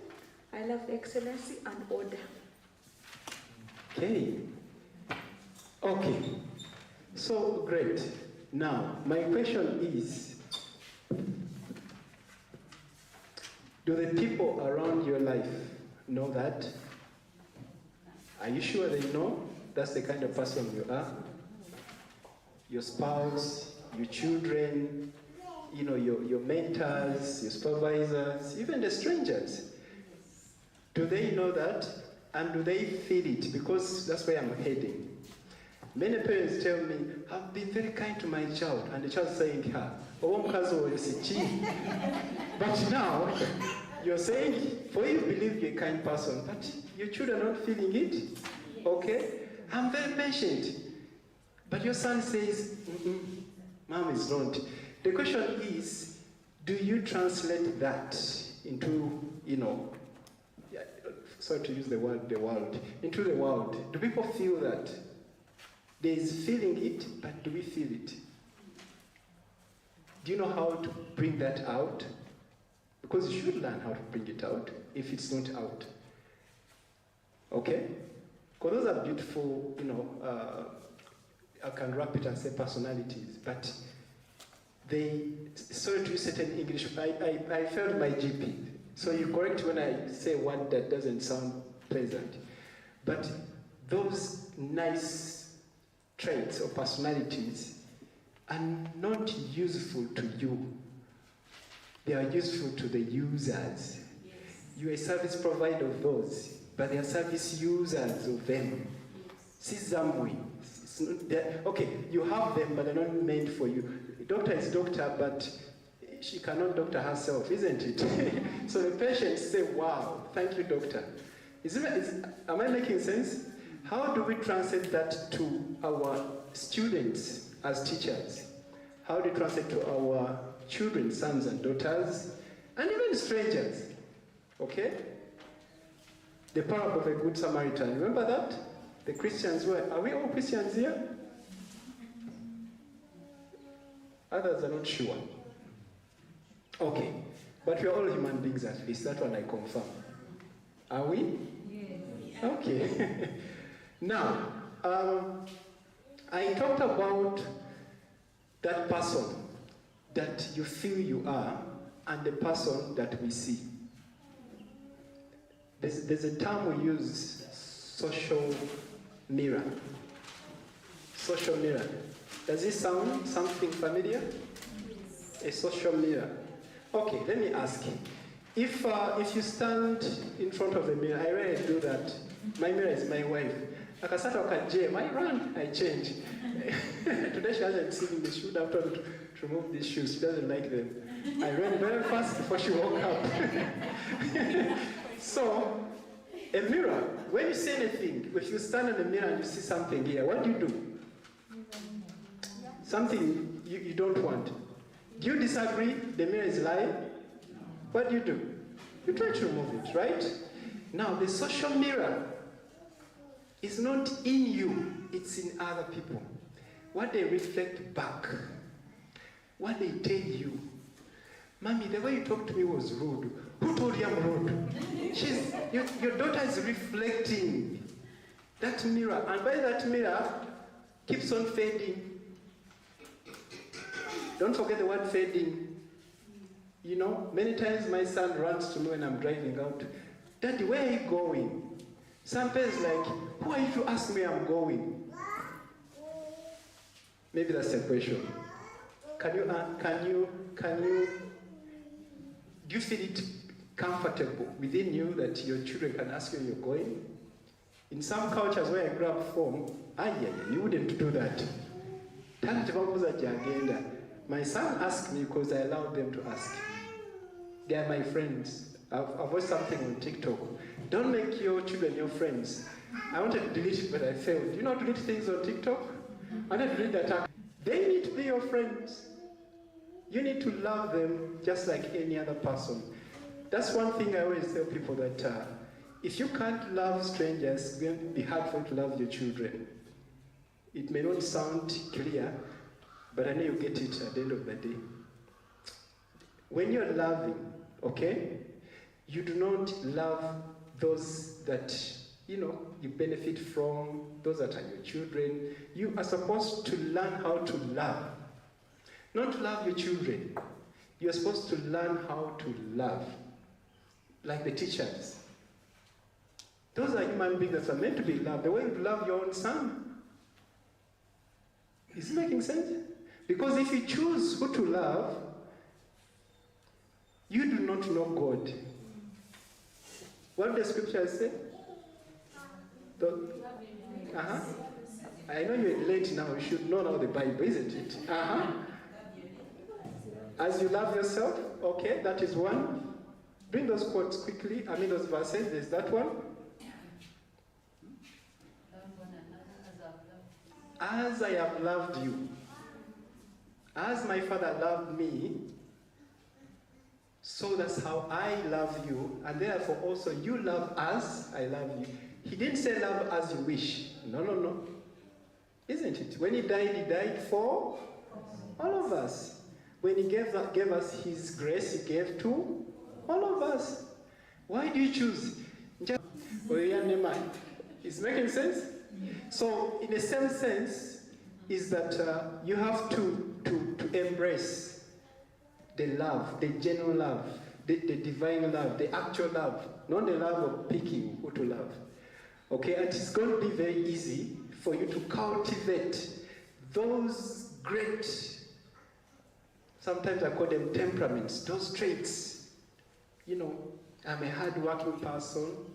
If you're hard-working for your own good, does it fit in our love theme? No. Okay, if you're only patient to your wife, and then the maid you're not. You're very patient, your wife. My wife takes long to dress. I hope she's not listening. I don't think so. Yeah?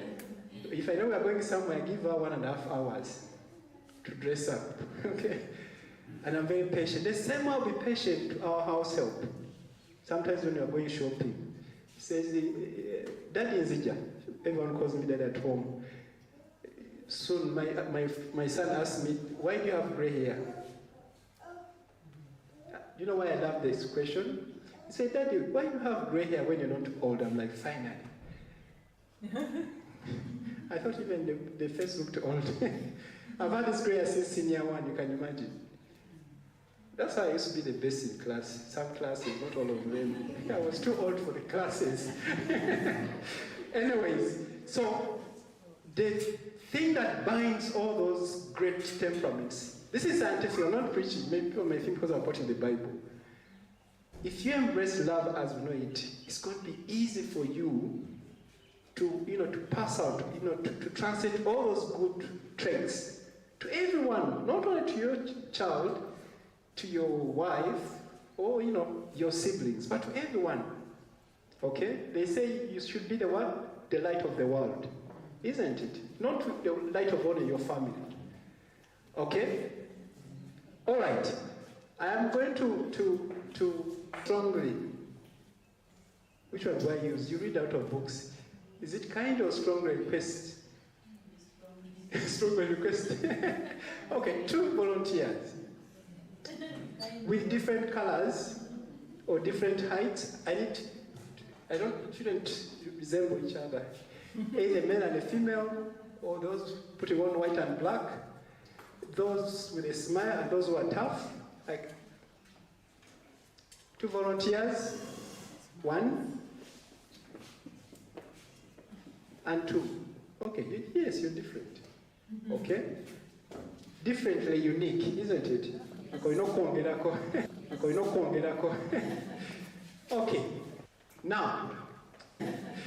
Okay. Now, before I give you that list of warning signs, okay? We started with this, okay? We started with this team.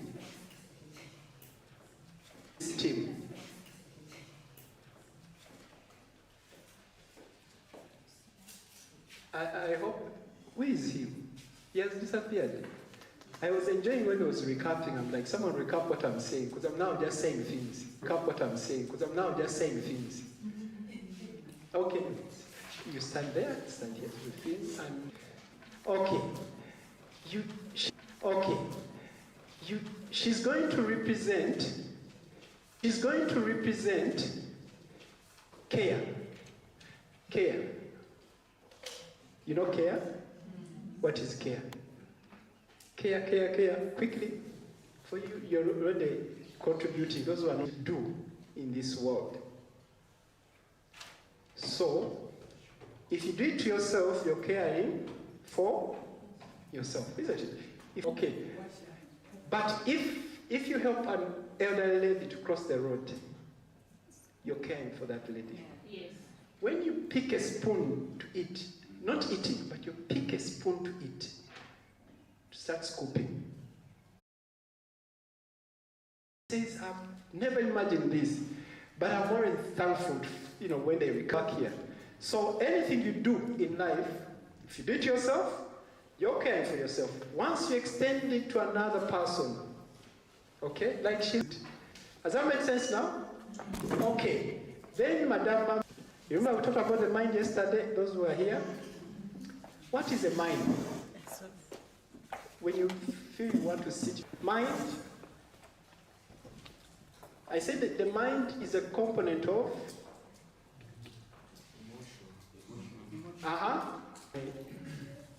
students at the hospital. They come for mentorship, and I always tell them that don't ever think about trying to erase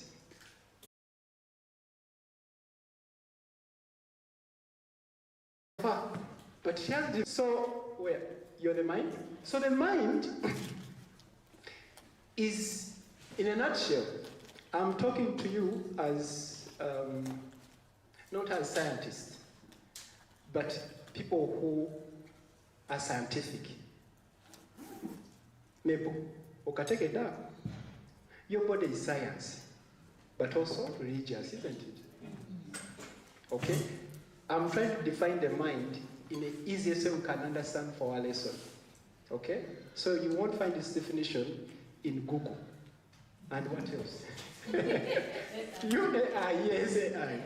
So if I can give Josephine as an example, do you consent? You look in the camera and say consent.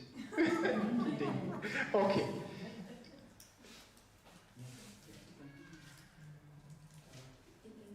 She's not a good example now.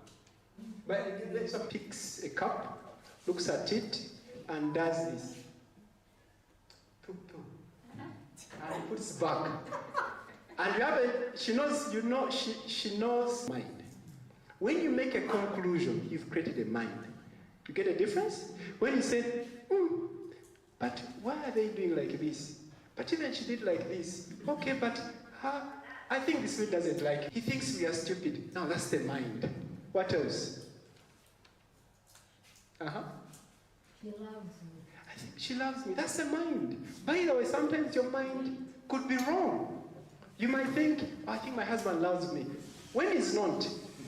Just because he has made it to create a process to make you believe that he loves you. But after some couple of months, you'll be like, I thought he loved me, isn't it? You undo the mind.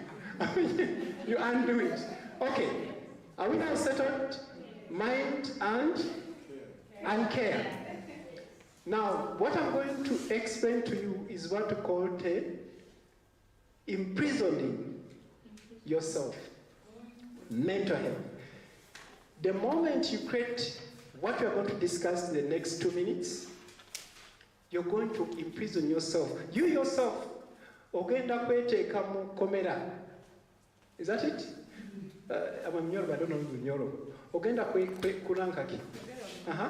Oh, what is a komera in? I've never been arrested, that's why. But in COVID, they arrested me once. I was moving beyond curfew. But anyways, are we there? Can we go? So let's look at the first. We're going to lock the gate. Ourselves, by the way. We're the one locking ourselves. No one is there. And if you didn't know, mental health is an internal process. It's what you take finally and goes inside and does its work without your control. When you take marijuana, after taking it, you lose the control. It will do what it wants. Okay? But picking marijuana, that's your choice, isn't it? Once it gets into your bloodstream, you've lost the control. I want to take alcohol, but I don't want to get drunk. Does it make sense? You will get drunk. It's normal science, isn't it? And, okay, so let's start. I'm going to close the first gate like this. Okay? Then also close this one. Okay? So from Josephine to Margaret. Can we close? You ready? Yes. When you care, are you listening?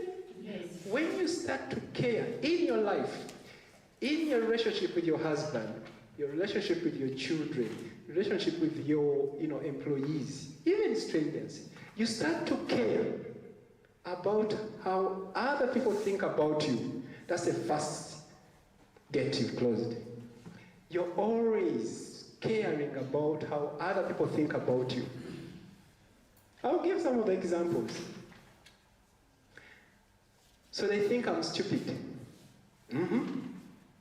Remember, they haven't said it, don't forget. No one has ever said you're stupid. I know my boss thinks I'm stupid, and he has never said it honestly.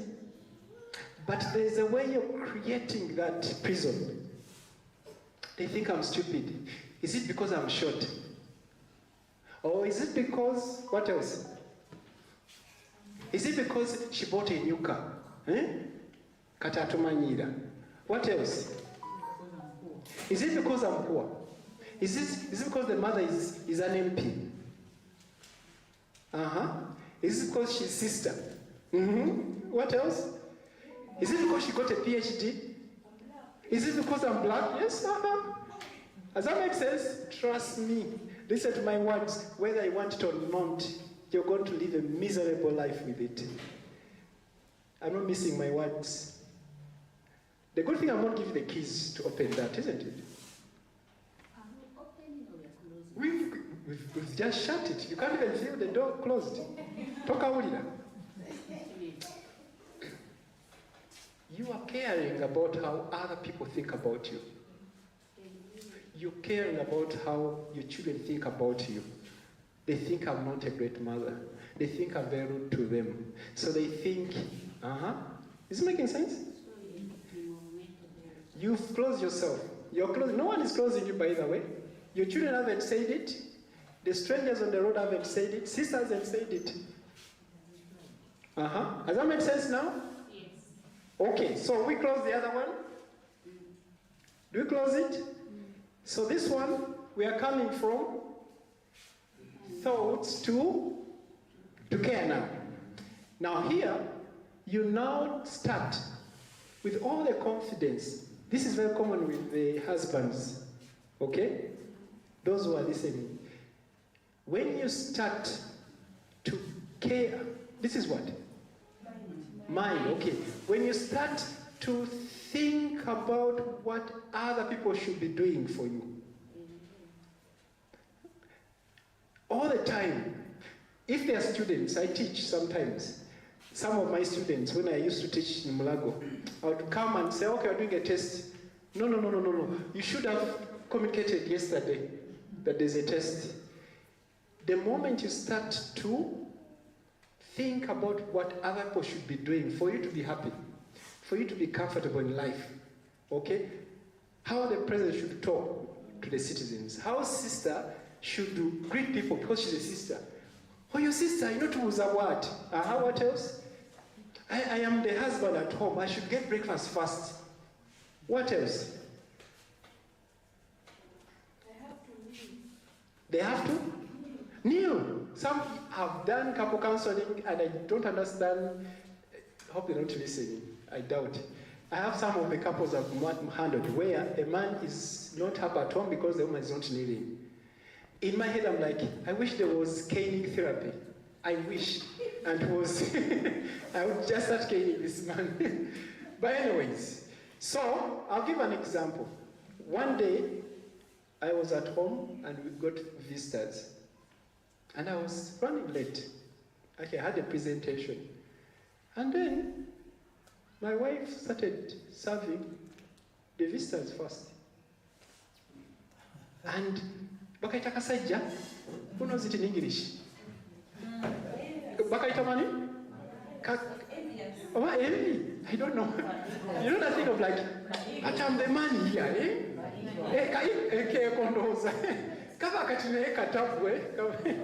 So anyways, so what happens is, because I know the science, trust me, you cannot eradicate anger in your life. I get angry, but how fast you manage it is very important. Okay? I doubt, maybe there are people who don't get angry. Sister, Ochanyiga, because I don't expect you to be angry. I do. You do? Okay. Okay, so this is what happened. I am going to give my example to unlock this. Are you still following? Yes. Okay. I will start from here. This behind gate. What was it? But let's say it. No. This gate. She is mine, but this gate here. We say it? Think thinking about how other people should be behaving so that you feel better. But I don't like people who do like this. They should be like this. You're always disturbed by even dress code. Do you know that some part of workplace are not happy because of how you're dressed? Why is she dressing like that? She thinks for us we don't have money. Are you getting what I'm trying to say? Okay, so this is what happened. Because I know it. But I started getting angry like, she's not serious. She give me first and then I rush and go. But my instinct came. I know the therapy. So instead, I started thinking. Are you listening? I started thinking about how I should be of help to her. Whenever you're thinking about how other people should be of help to you, you're imprisoning yourself. Always focus on how you, as a person, should be helpful to people in your life. That's a mental health. What? The other one is prison. This one will be what?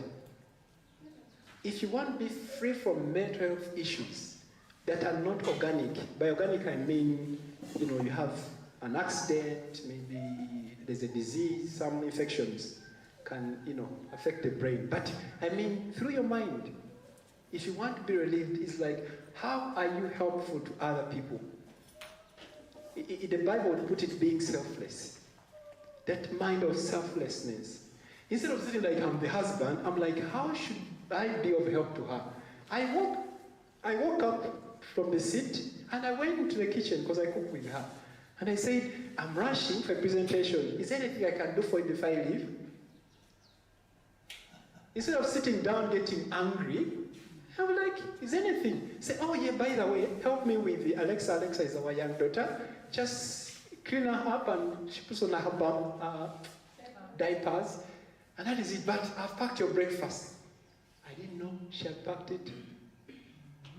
I didn't know. So you see what I'm trying to mean? Or maybe she would not have packed it either way. If you want to be satisfied, happy, enjoy your life, stop putting your own expectation into other people's hands. You will always be unhappy. I've not said sometimes, I'm saying always. I don't know whether I'm using it the right way. I'll go to court for it.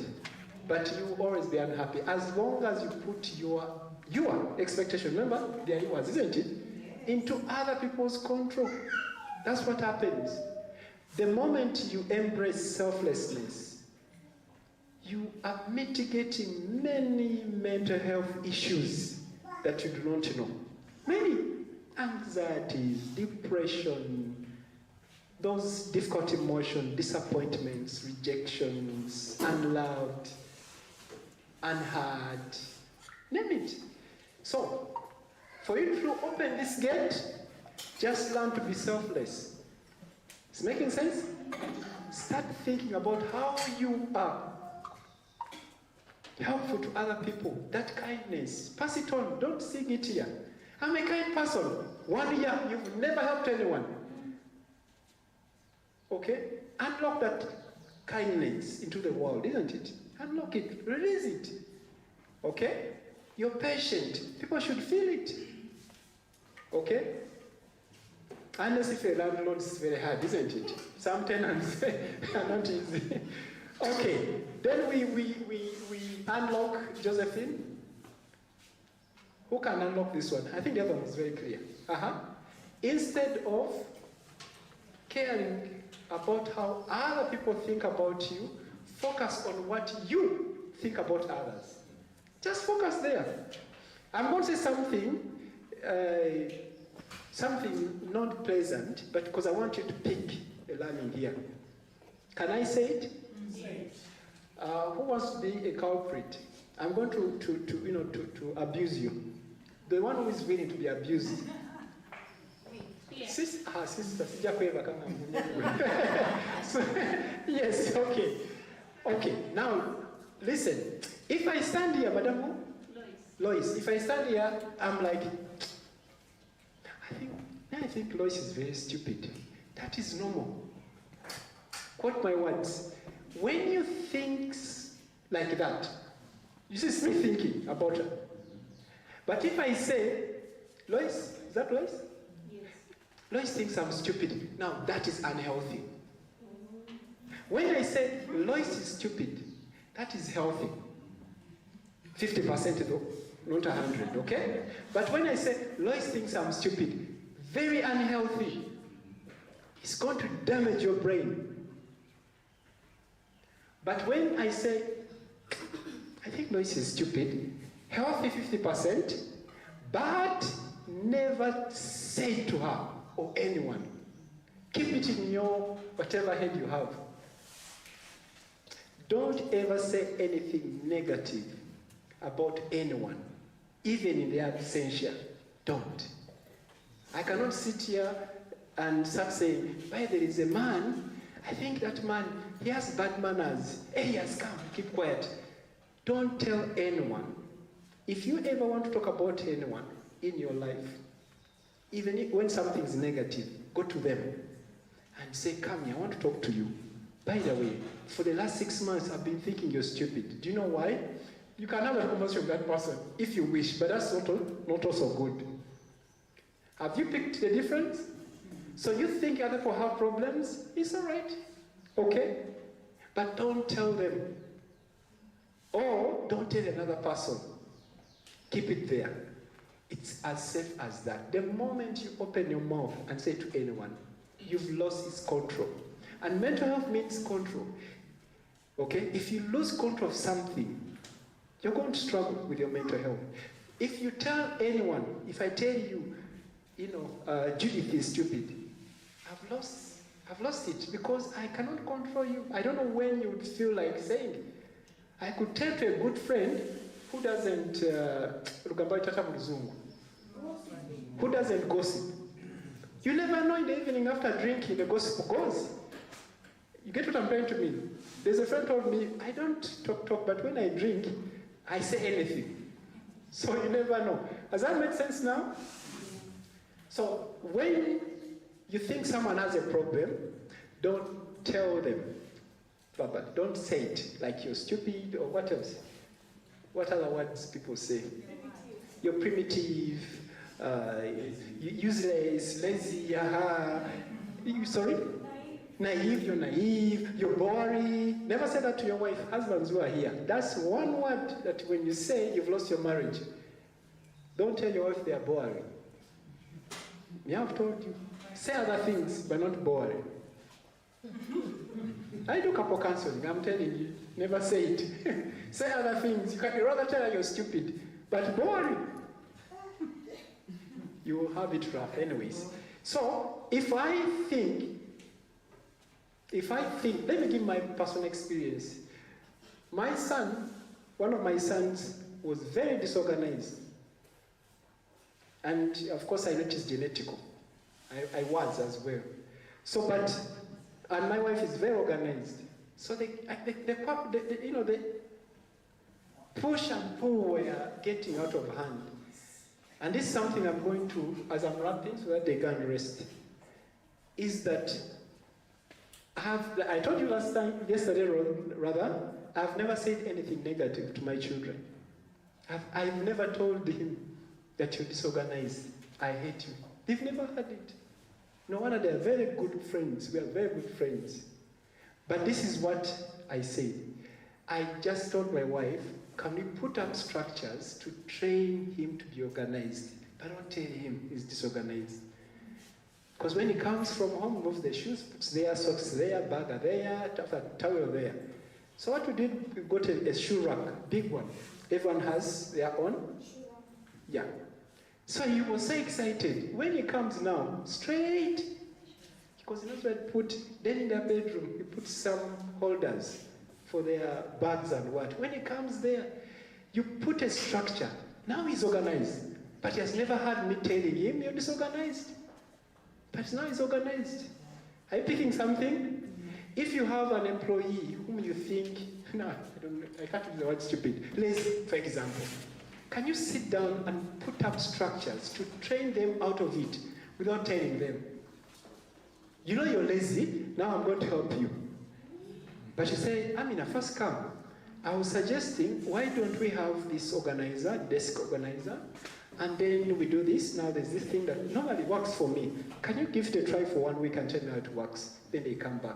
You're actually indirectly trying to train them out to be, what did I say? Maybe organize or manage time without saying someone, you're boring, you're lazy, I hate you, and etc. You can use a positive communication. Positive as well. You can tend to be positive, like he's saying. We're going to talk about communication today if I go. Not this morning, but later on. Yes, is there a question? Yes, with the personal mind. Saying I'm not so contented. Why? They always tell us when you have a lot in your brain. Who said? Who? I attended one. A therapy of what? Stress management. And this, And I was told when you have an emotion, you have anger, you get to believe the way what?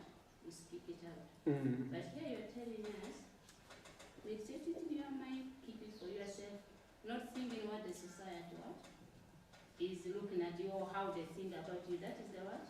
The definition I gave you when you said, who am I? I told you I was a beautiful handmaid of God, a woman. Worthy to God, but not to the world. To the world. So in that, when you tell us, do not speak anything out. I should not tell you that you are speaking. I keep it in my heart. Good. I get it to keep in my heart, my flesh. Don't say it, I still insist. All I'm trying to mean is, how can you, politely support someone out of a problem without mentioning? I'll give an example. I didn't tell my son, you're disorganized. He has never had it, but he's not organized. All we want is, we want to help people out of what we think is some form of their inadequacy without saying it. How many teachers are here? Do you know what it feels when you tell a student, you're very stupid? Trust me, you've crushed them. I know it is in your heart, like you say, you want to express it, but you've crushed them by telling them you are stupid. Okay? Look at these marks. Till yesterday, the signs of what? Mental health. So me, I was trying to identify those what? Signs. Now there's this introvert who doesn't talk. We are trying to identify those unique signs in this child to support the child. But if vocal is not saying what? Anything. Then do you say, why are you ever quiet? Are you stupid? What I'm trying to say is those negative words in your vocabulary, don't bring them out. Learn to control them so that you always have kind words, even to people who are struggling. You're soothing, even to people who are struggling. All I'm trying to mean, the negative words that you want to identify people with. Excuse me, sir. I just wanted to support you by using her own situation. But I would ask these ones to sit as we continue discussion. No, this one, you're tired. No. I don't want you to stay. Thank you very much. You have done very well. Now, you said, when he was telling you to define yourself, you said, I'm beautiful and all this, but not as the world sees me. Do you see a negative thing there? Yes. You are seeing it. And you are holding it that it is people, the world there says so. You get the point. So you see, that bit affects you. Yes. The little bit that you have said, the world says I am ugly.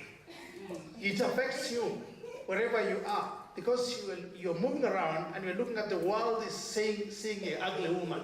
It's only me who sees that I'm okay. You see? So that is a problem. That's what it's trying to bring out. Yeah. That's still mental. That's still mental. It is still mental. Oh yes, it is still mental. You need to work on that so that you actually believe in yourself now. But here is the other bit. The world. Who is the world? That's why for me we are moving on. You are moving, but now, why do you say the world says? Hey, that is what I'm concerned about. Thank you very much. Okay. I'm going. I think where I'm getting it is that let me finish. Let me finish it in 1 minute, and then we have Doreen and Judith. She's still here with us. No one understands mathematics when we just started until we finish, isn't it? And some, it's okay, but I get her concern. Yes, in mental health we say the most powerful thing in mental health is talking. Learn to talk. And I'm saying don't stop talking. Actually, I'm advocating. Talk to your children. I talk to, sometimes even when I go to back home and they're about to enter their bed, those 2 minutes are important to me. Those 2 minutes, I talk. I loved it when I saw it here. I'm like, yeah, that is it. And for me, I have my children. I'm so energetic, I don't even have, what is it? That is Tulam. They jump. I put my bags there, then they come. And I carry them both here and here. So it's good for men, you need to keep your energy, isn't it? Because now they're getting heavier. But for me, I just jump. They just jump on me. But these days now I have a daughter. I say quickly, then Alexa comes last. Okay?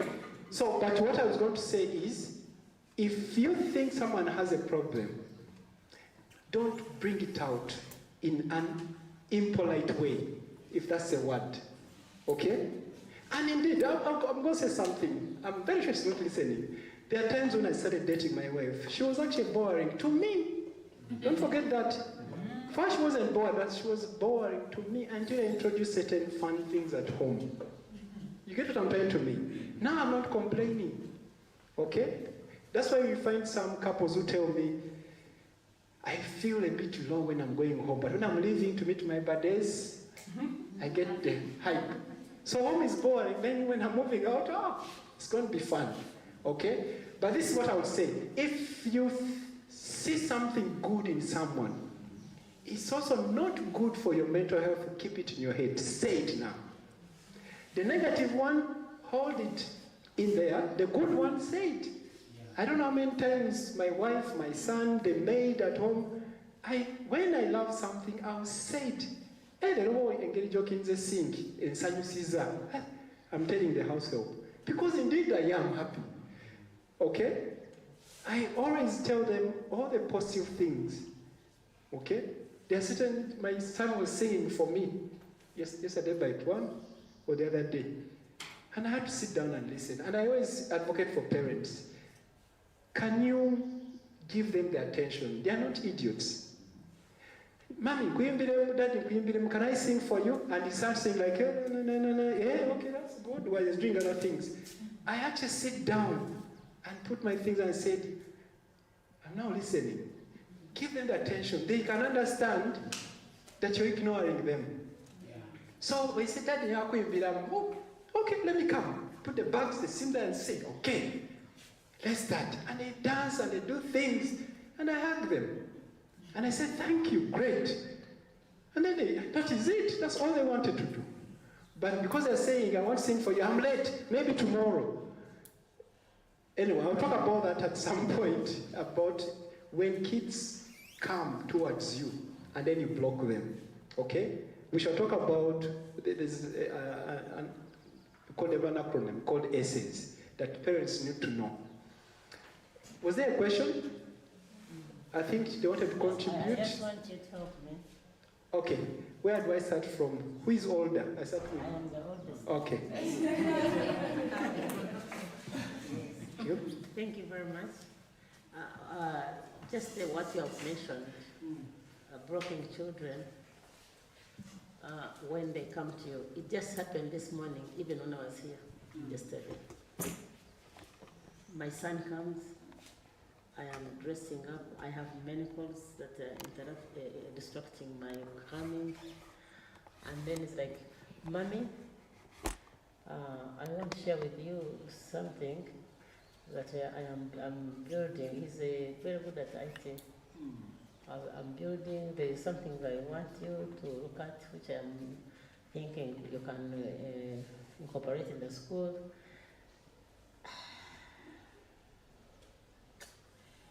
I just said, really, don't you see me? Don't you see that really this is not the right time?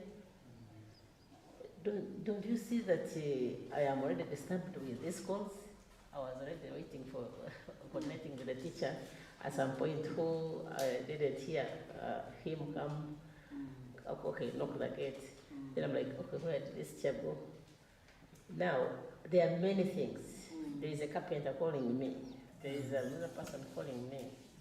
And he's there saying to me how I am really disturbed. And then he also wants the attention that I need you to tell me the right way I should have handled it. Thank you. Hello? Okay. I think there's no formula I can give for that. Okay? It has no formula that we have formulas, the therapists, that how to analyze it. No, situations are tricky. Depends on, one of the things I always say is depends on the relationship you have with the son, yes.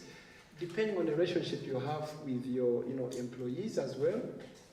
And not looking at how they know you and how you know them. Because for me, like with my sons, I'm very quick to tell them it's great. And then I say, is this something we can do later or we do now? Because sometimes they will come and say, Daddy, I want you to see my artwork. I'm like, wow, you did art today? What were you drawing? I say, that's great. So do I look at it now for 2 minutes or I look at it later for 10 minutes? Later, 10 is better. And that is it. Because I'm trying to say, this is the time I have for you. Do you think it's enough? I always tell people that communicating time is very important. You say, if I talk to you now, I'll give you 5 minutes, but later we shall reach 20 minutes, or tomorrow, which one is better? And he say, okay, the 5 is okay. Okay, well, I give. Actually, I said that. I told him, please send whatever you want me to look at to my phone, and we shall see it later. Because right now, I can't really give my time. Okay. And he came again and said, Mommy, I've already sent things to your phone. Okay.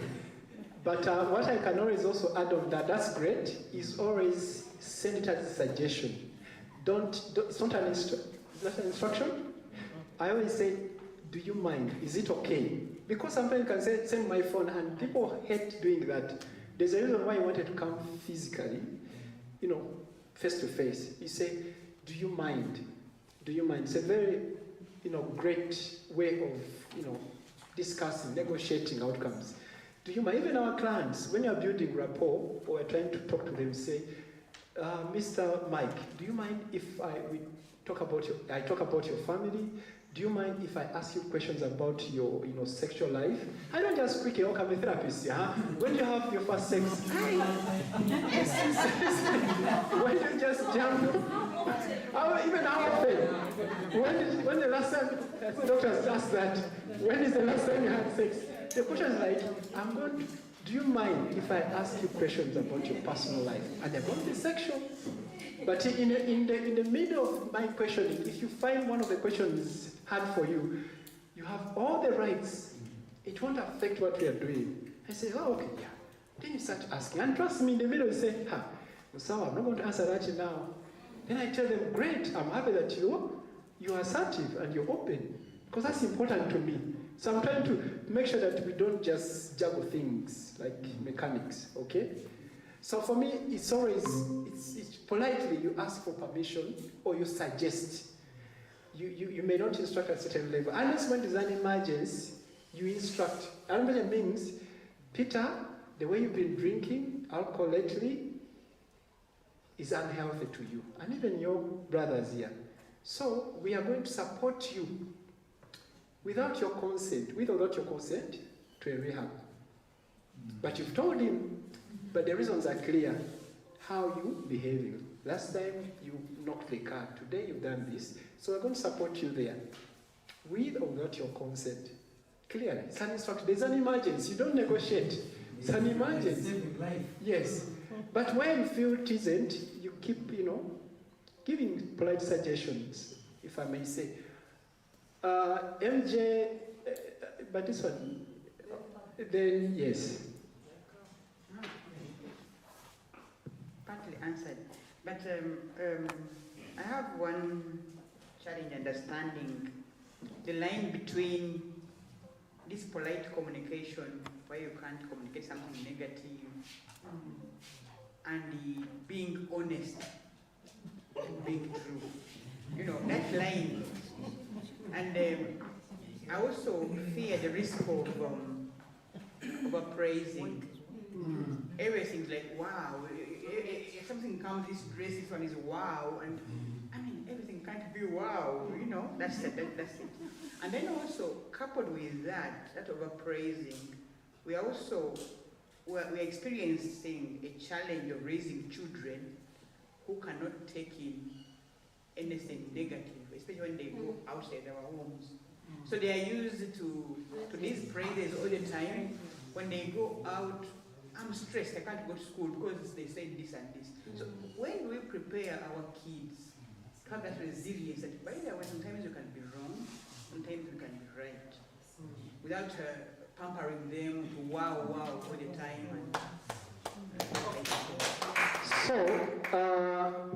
Hello? Hello? Okay. I'm going to miss my words. And I'll say this. As much as you can, with the guidance of the Holy Spirit, avoid saying anything negative to your child. It's an abuse.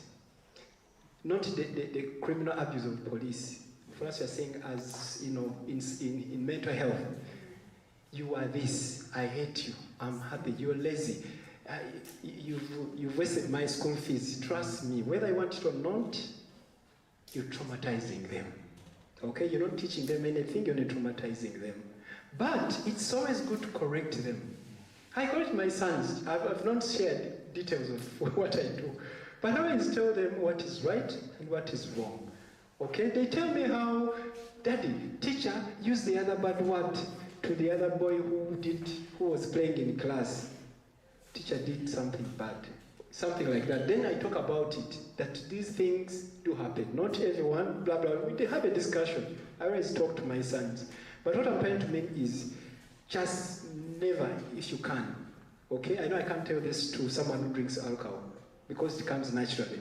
But as long as you're not drunk, don't say anything negative. Neither to your grandmother, to your mother, to your daughter, to your sister, to a stranger. As much as you can, but always guide.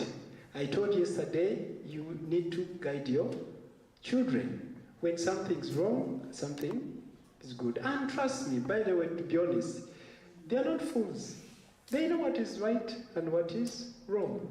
But when they hear it from a parent, okay, when they hear it from you, some of the things, I even ask them, what was wrong with what you did? And they know the things, before even I tell them. That the auntie nakoze wenti, echo chibi, nchimanyi chibi. So even if I say it, he knows it, but I keep emphasizing. It's a learning, they're learning. It's not that they've perfected the learning. You know, life is a bit complex. So how we learn it? And you can never tell the outcome of parenting. I've seen parents who tell me, Eric, I've done everything. You see the things I'm telling you, everything. Boom. Child is very difficult. A daughter who always, everybody knows her. But they've been going to church, they are praying, open the Bible, do what. But of course she didn't know that, to make that story make sense, is that the young girl was sexually abused by someone at home, an uncle, when he came to visit, and she couldn't talk. So regardless of all the parenting, that trauma could not leave her alone. So she started sleeping with any man. You know, those who know about, trauma and, such behaviors. There's a link. Some people sleep everywhere. If they fail to resolve that sexual trauma, they may just cut off sex or go for it. Okay? There was another hand, sister, I think. Yeah, I just wanted to chip in as far as Madam Doreen's question was concerned. It appears to me that when you talk of something negative, we are not so clear about which negative and which is not negative. Maybe we need some vivid examples here in a way that a person says, like when my child did this, or when I saw somebody's child doing this, how best would I do it? How best would I approach this? Maybe this is what can make it a little clearer. Okay, okay. Similar? Do I Yeah. allow that to come? Yes. Coming from that point of negativity, and then also not to speak the bad words. How I've practiced it is by controlling my emotions. Previously, of course, yes, I was from that background. Why did you do this? You're very disorganized. You're this, even stupid I used. But after learning, so when they do something that really gets on my head, I'll just come and tell them, you know what, you guys, what you have done is really wrong. Maybe I control myself, I calm down, and later on we shall have a dialogue about it. Now, like yesterday, time for going to bed. I passed their bedroom before going to mine. I reached there. Hi guys, you ready to sleep? Where are your phones? They started smiling. Mine is charging here. Mine is here. Okay, give me. I asked them, do you know the effects of this? Yes. Why are you doing it? Where did we agree to put the phones? So we talked. But previously I would have shouted, I would have given punishments, I would have, So we had to discuss. And then we agreed, okay, you're going to give your phones to your auntie. Yes, they took them. Tomorrow you'll have them at this time. Yes. So like, I know that thing when you're parenting. Then I have another girl who is very sensitive. The way you're saying that we protect the children so much, but the world out there is very cruel. So she will come home. Mommy, they abused me this. Mommy, they said I'm very fat. Mommy, they said my teeth here. There's a teeth she complains about. So she brings the teeth. I'm like, what's wrong with your teeth? They said this one is open and this one is open. I'm the only one with it. So I tell her, yes, this is how you were created. You're beautiful. Don't you think this is very unique and you're the most beautiful girl here? You have the most beautiful smile. Usually I use myself. They say, me, their mother, I'm very beautiful. So I tell them, is your mom beautiful? They say, Mommy, you're beautiful. I'm like, yes, if I'm beautiful, I cannot produce an ugly child. So you're all beautiful, whatever people say about you outside there. It does not matter. Deep inside, just know that you're the most beautiful girl. So the world is cruel, but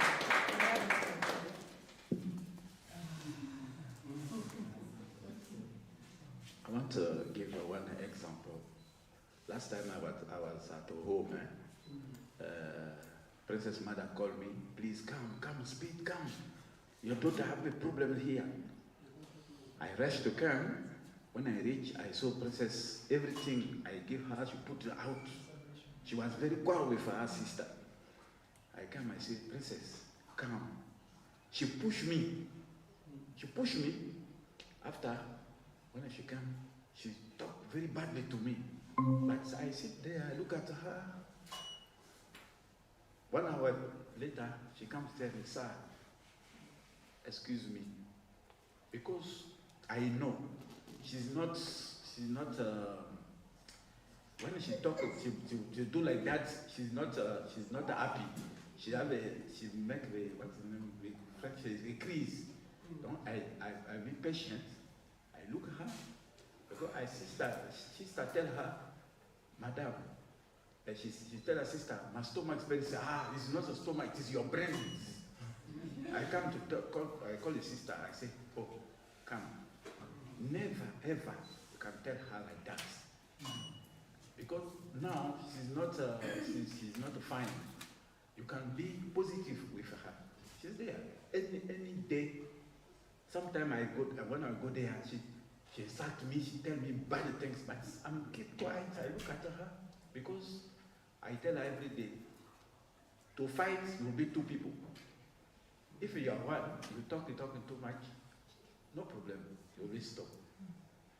When I say, when the people have this problem, you'll be patient. You'll be look the best, you can talk with her positivity. That is it. Okay. I will allow my people to talk first because for you coming to wrap up, isn't it? Does it make sense? Yes, because what they are saying, you are going to use it to. Yes. Thank you so much. to me, what she has asked is so critical when you look at pressures and what negativities.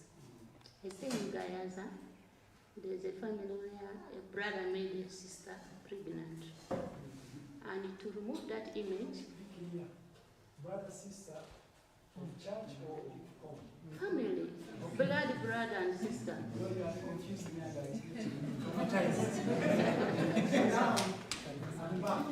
Okay. So to keep the family legacy, the parents decided to what? To abort the child. After that, the girl went into what? Trauma also the what? The brother. They got the people to help, they have to separate them so that what? That thing doesn't start again.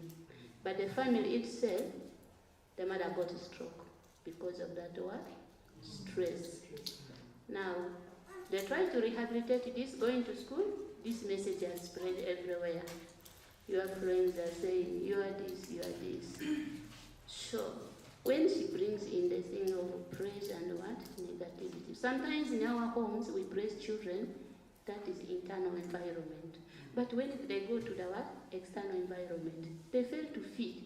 Because at home you have been saying, this is my flower, my baby, my boy. But they go out, the teacher gives another what? Impression. So that thing there, we have not got a strategy, how to handle that. Sometimes to me, it is good for children to go through hard times. To go through, when a child does something bad, bad must be what? Bad. And make it known to this child what you are doing is bad. You have seen people, children who defile what? Other people's daughters. Are you going to cover this because this is your son, you don't want it to come out? We must have a remedy. How we should discipline. Prayers alone may not help, but there must be actions now like these ones you are doing. If you reach every school, there's a lot of dirty things in the society. So to me, her question is what we need to discuss here. Okay. I think as we go around, I love the discussion, and of course I have my professionals here to wrap things. But I am also, I think what I'm picking now is the clarity of what you are saying. Because I'll still, like I always say, for me I insist, when you see something good in your child, let them know. Consistently. Sing it until you die. Because for me, as an example, I'm sure some of you would say it, the things that my mother used to say about me, whenever I would go out for say the other words, I'm like, as long as mommy has said, the rest you're wasting time. There's that thing when mother says, because the worst thing is when your mother or father says something negative. Even when your friend, the old one says you're beautiful, and your father, the one person that one says you're ugly, you hate yourself. But if your father says you're beautiful, and all the other idiots, sorry, I've used the wrong slip of the tongue, slip of the tongue. Sorry about that, but let me first. Thank you so much, sir. One thing we have to know, we have what we call the power of the tongue. Yeah. When you are always in the other side of negativity, because I talk out of the experience, we had a parent who went to the extent of calling the daughter, you are going to become a prostitute. And at the end of the day, the child became one. So it's always important to handle the issue of the children as per what you see them. If they have done something good, go on and appreciate. If something is bad, try to see how you are bring it out. I work in a school. Schools have very many issues. This week before I came here, that was yesterday, we have a senior one who has just arrived. I've been monitoring her for about 60 days. You will see her hugging each and every person. He goes to senior 6, he goes. Then now today in the morning, because we had a meeting, definitely we do have our meetings and other given concerns. Boys in particular. So, boys. Now, not girls, but boys. I said, now what can we do about this girl?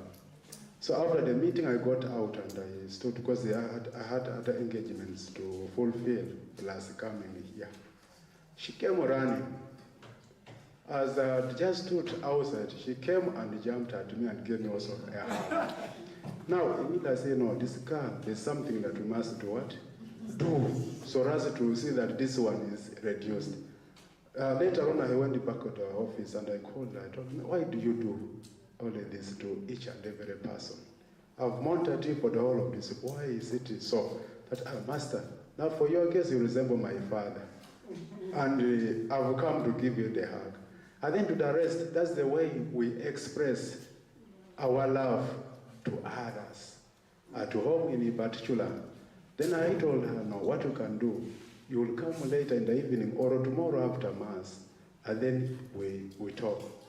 Now, in this gathering of ours here, basing on what I've just mentioned, I know very well you're going to give me some way forward on how we can handle that issue. It's not only that, we still have other given challenges, also in the school setting. One, parents have forgotten their responsibilities. They have no time for their children. Now, that time now is supposed to be created now by us, the teachers, but not all of us again have that given time. So at the end of this session, I believe you'll give me some solutions. Inside here, I'm here with a senior lady. She's behind there seated. I work with her. I also happen to be a senior man of the school and handling other given areas. But we need always to mind about the the power of the tongue when dealing with these young ones. Thank you. Okay, I think as we go around with this mic, I'm now giving us only 10 minutes, then I cross to the other members. And I think what I picked from Sister a lot is the clarity of what we are saying. For example, I've had a workshop for mothers where mothers have said they've been telling their daughters boys are bad, which is a wrong information. Sex is bad, sex is not bad, that's where they came from. Just trying to package it so that it makes sense. I've had a girl who told me, my mother told me to have sex is bad. She was in her 30-something. No man should touch me. And the mother passed on early to clarify the message. And she thought it was bad. I didn't want to disgrace my mother. You see, sometimes how you communicate something, and I'm trying to say, the way I think he's saying, because hugs are not bad in a way, but it's how I'm sure they're going to talk about it. I hug at home, I hug their mother. They see me, so they also hug their mother. But when you go out in church, they don't hug anyone. Why? Because we draw boundaries on everything I teach them. I teach them the boundaries. In public, they don't hug. At home, they hug their grandmother, they hug their father, something like that. So I think for me, it's how do you draw the boundaries? In everything you're teaching your children, let them also know the limits, in other words. 1.5 minutes. I don't have the tag, but my name is Alfredo. I want to address part of his question, where he is talking about a girl who is hugging. Now, I told you we have a school. Today I also came with a senior man. I didn't know there are the senior men and women that attend. But by God's grace, I have come with him. Let me say what I did on Mandon Assembly regarding what he has said. So that you can see two schools, two people, how they are handling their thing. Because now we all know in schools we have to address the issue of homosexuality. It is a big issue. And how it begins, it is by how another child will start to comment about the features of another child.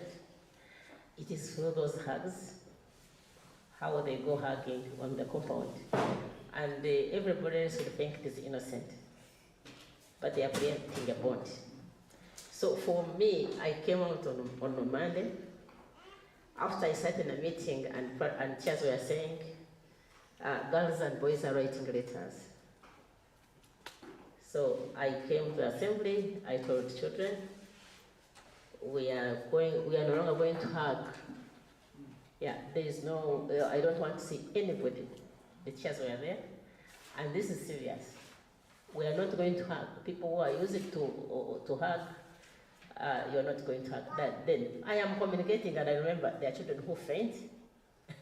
Don't touch each other. Don't touch anybody. When you're on the compound, don't carry each other. Please, no hugging, no holding hands. But then I remembered that what if someone now is having a problem? Children will say, we don't touch on her because this.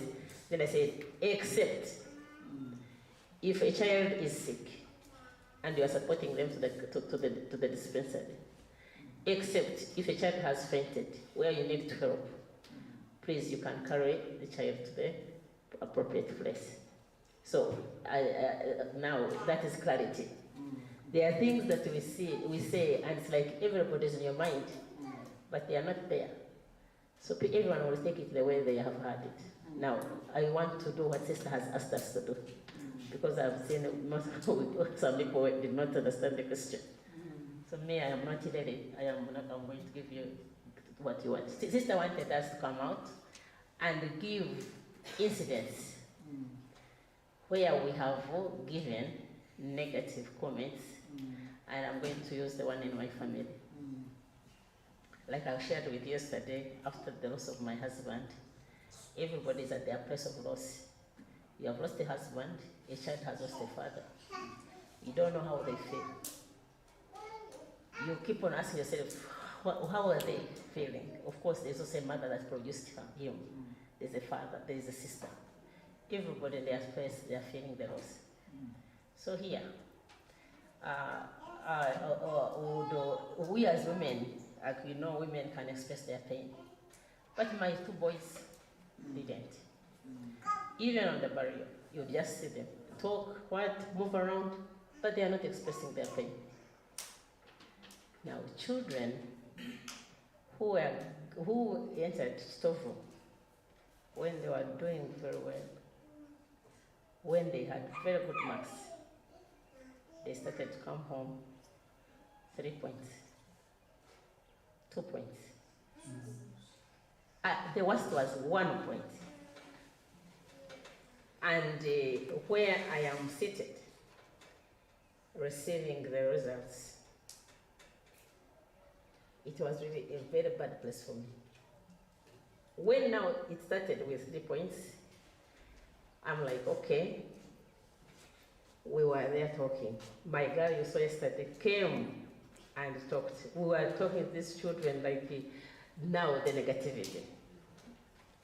We reminded them of how the degrees, the courses they are going to do is in those marks. You are missing a point. You have forgotten that we lost Daddy. You have forgotten that you are the people that are going to carry his legacy. We are speaking to these children, and they could not talk to us. They just remained quiet. But we would tell them how they have disappointed us. We would tell them how they have forgotten to support the family. Because that's all we wanted them to do. Because for us, we were busy. This girl had already finished university. So we are busy working in the school, night and day, and we really want them, all we want from them is to work hard. Things didn't work. I remember a night when they came, and I was in school late. I reached in the house around midnight. They were still waiting for me. And when they had me come, I'm there taking tea at the dining, and they just came and said, Mommy. So I opened, and 1 point. Another one had 2 points. I got the things, I put them back. Let me tell you, at times it is not negativity, but it's how your body, how you're going to keep quiet on the child, that is also going to break them. I didn't say anything. I picked things and put them back in the envelopes. I went back to drink tea. So later, I saw them go away. And in the morning, I was preparing to go to do a brave in Kanungu. We were actually waiting for them to come from school so that now we proceed to Kanungu. Now, in the letters, there was a message that was inviting me to the school, which I did not read. So my big boy is there like, Mommy didn't read. She's telling us she's going to Kanungu, and yet she didn't read the message. So he comes to the bedroom. You really see that he's fearing, and said, Mommy, when you saw our post last night, there's something you didn't see. Then I said, what is in the letter that you can't tell me? Tell me what is in the letter. Well, you are needed in Shitofu on Tuesday. And if you're in Kanungu, you can't go tomorrow to Kanungu on Monday and come back to Shitofu. Therefore, Mommy, you need to know how you're going to do it. I didn't answer him. I remember driving my car out of the gate to go to a friend's home. And when I reached, I started to cry, just cry. Because I was like, oh my God, I think my word is shouting. So I came back to the mind to remember that maybe there will be somebody who can help. Now, I am trying to tell myself not to talk. Because I talked too much. Now I am telling myself I am not going to talk, but it's killing me.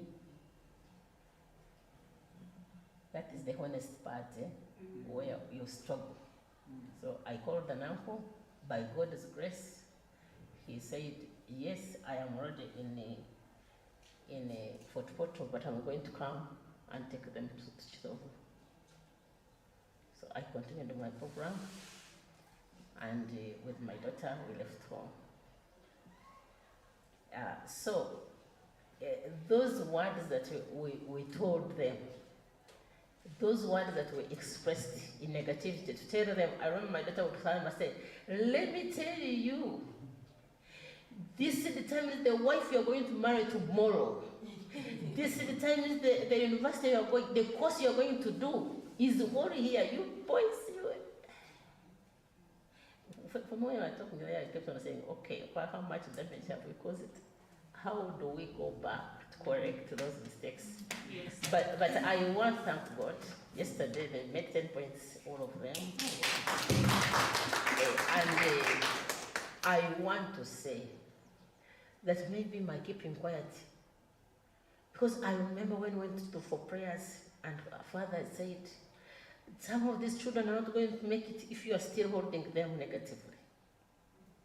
And we went, and he said, tell them that you have forgiven them. So you do touch your child, and they say, I've forgiven you on this. I remember confessing, saying, I am forgiving you because I am not the one who gave you a mind. I am surrendering it to God. We prayed. When we came out of that prayer, I remember my son coming back and said, Mommy, don't mind, we are going to make it. And they have made it. Yes. So, it looks like she has said everything you wanted to say. In my view. I need to call upon, but I think what she said, we will talk about it, is that in communication, I told you, the signs and communication, those are the key things I'm going to emphasize. But try always to manage your emotions. As long as you're in control of your emotion, then go talk to a child. If you're not, please, don't bother. As long as you feel your emotions are not within your touch, don't address a child at all. If you feel you're too sad, you're too angry, you're too disappointed, whatever emotions you feel you are not in control with, don't go and talk to any child. Okay? The adults may understand, hey, madam, I like Anise.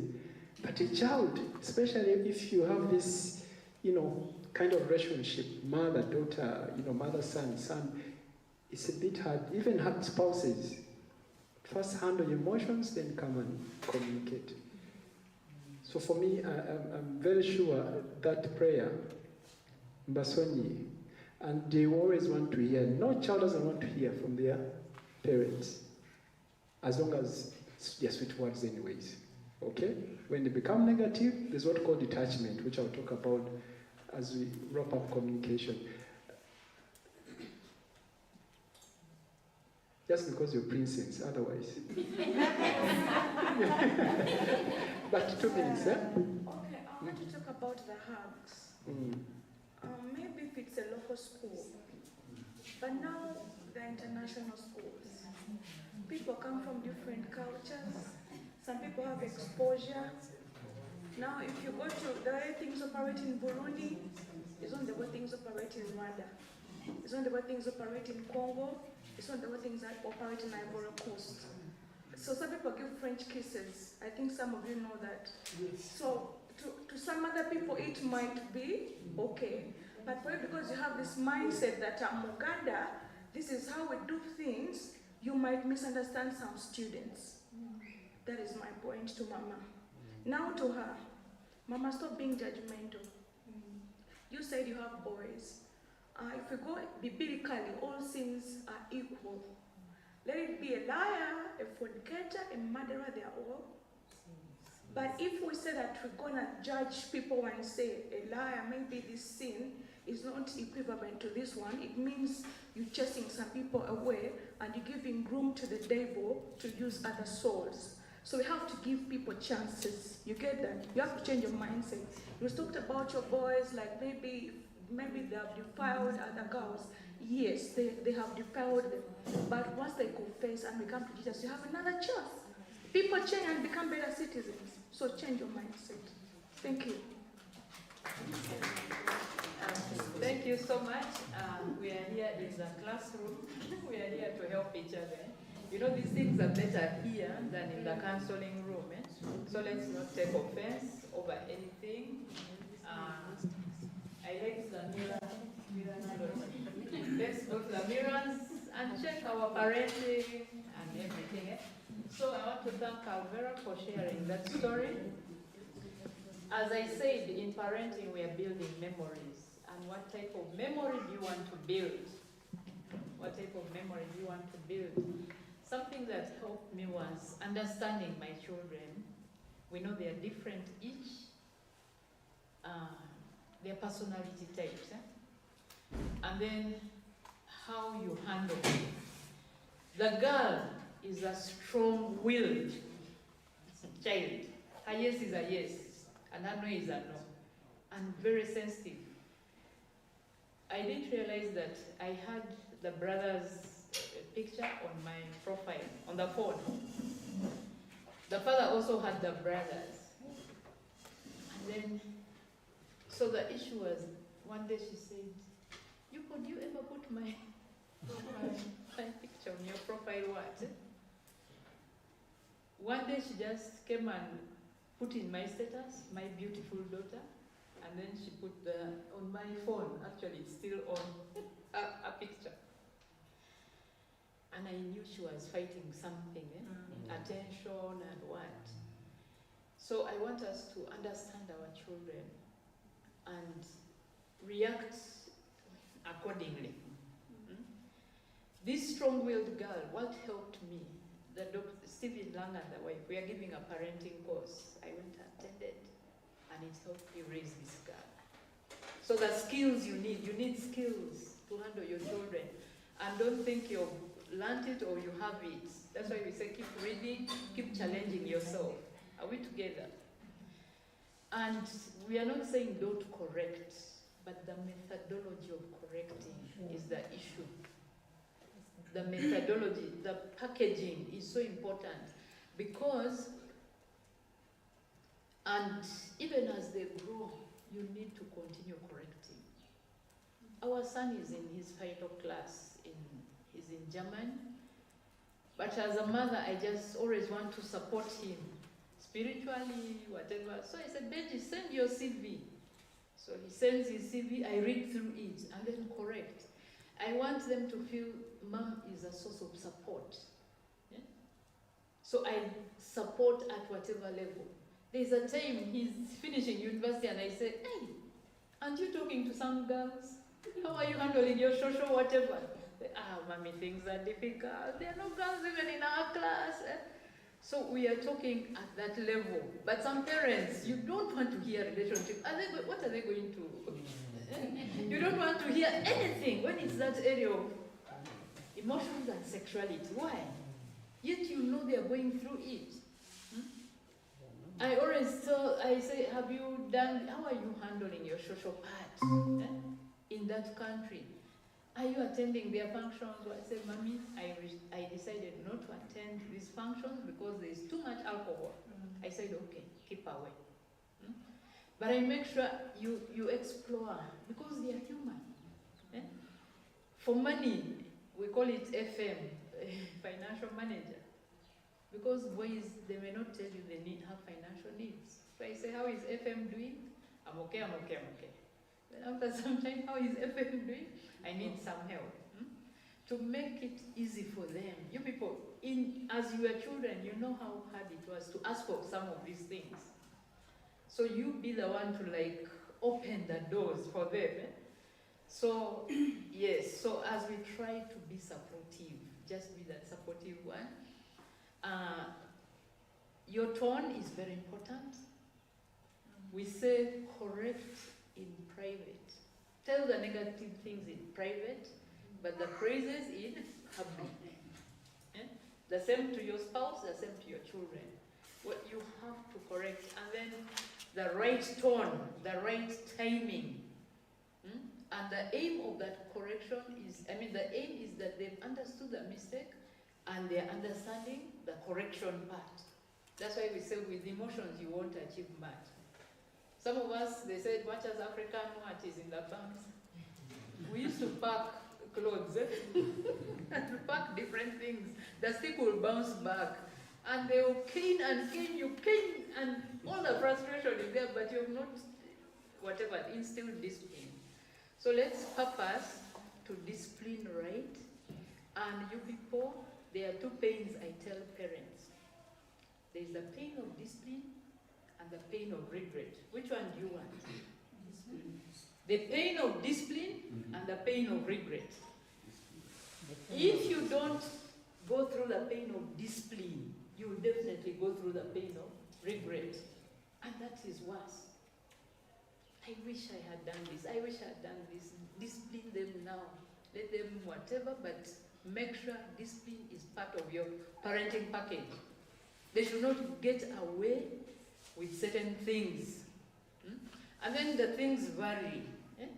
For example, now a child who hasn't laid their bed, the punishment is different. Me sometimes I talked about laying the bed so much, especially with the boys, until I started. Those who lay in their beds, I would come with something special. Those who have laid your beds, come for your gifts. Then you see people trying to go to their bedroom. But I say, I've seen. They say, Mommy, 1 minute. 1 minute to go and do it. So in a way, to make them understand. But I told you the strong-willed one can say, for you, did you lay your bed? Yes. She will challenge you. She will challenge you, but you have to know how to handle them. So different personalities, different ways. Bottom line, build memories. Memories which are good in your children. Are we together? Sorry.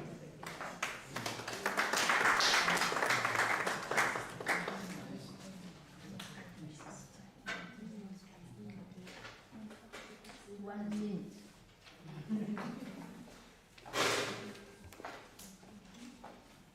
Thank you for being good and patient.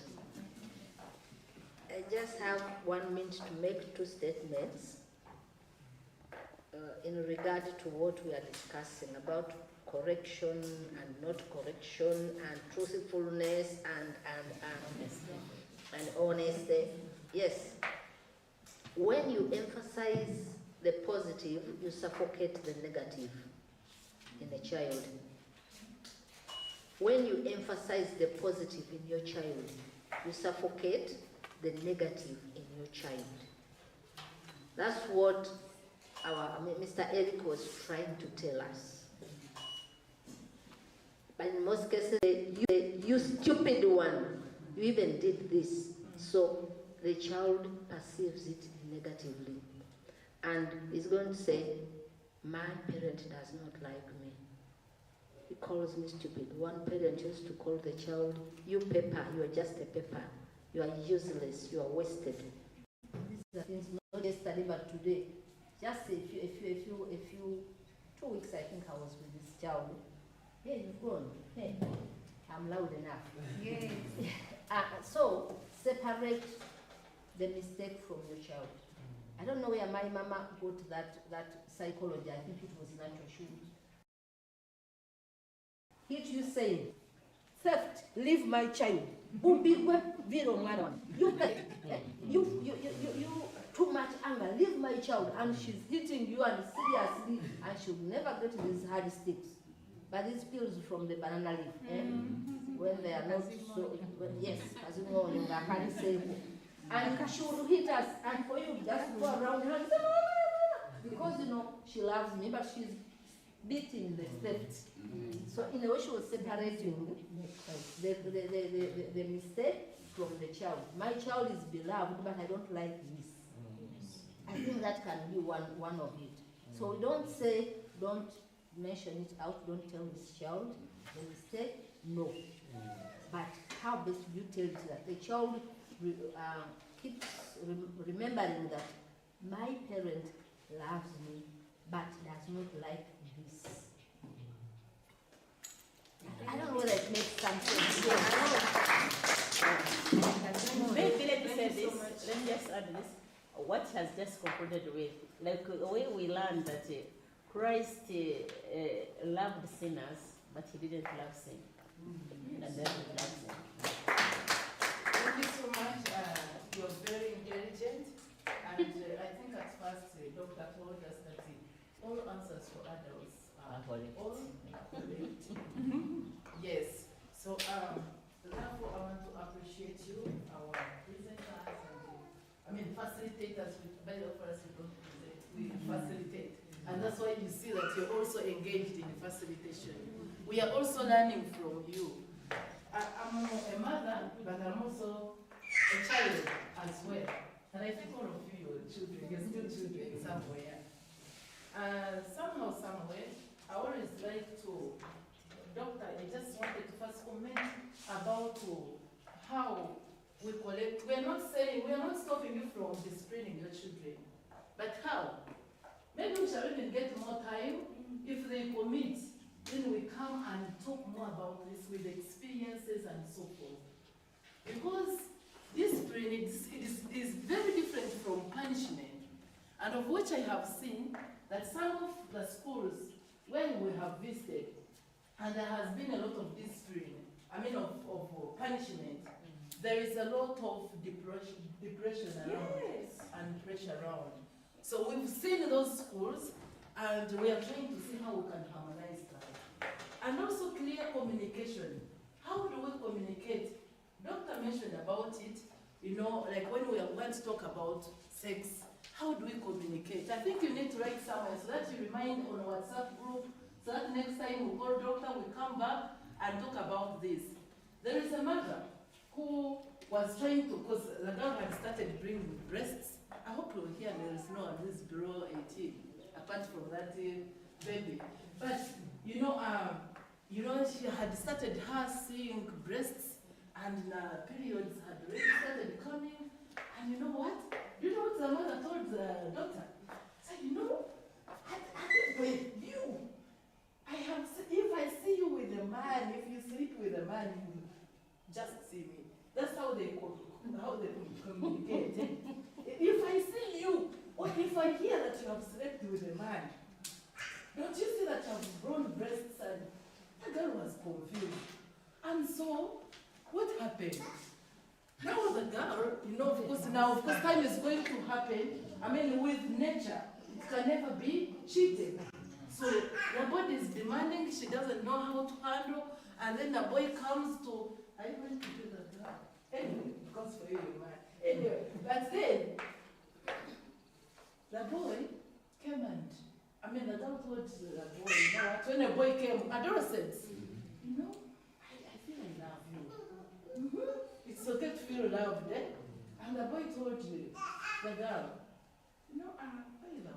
how how do you see if we see things, if we also do things that mommy and daddy do? So of course they had to discuss, and now of course now the feelings and electricity has come, and he said, but you see, mommy told me not to sleep with your boy. I said, no, first we're not going to sleep. We are going to stand and go in the corner. So they were in the corner and they finished everything from there, standing. Did it stop him from doing it or her from doing it? After some time, she saw the girl pregnant. She said, I did that. And then she was disappointed. Do you know what the girl told the mom? You told me not, I didn't sleep with him. We did it standing. I leave that question to you.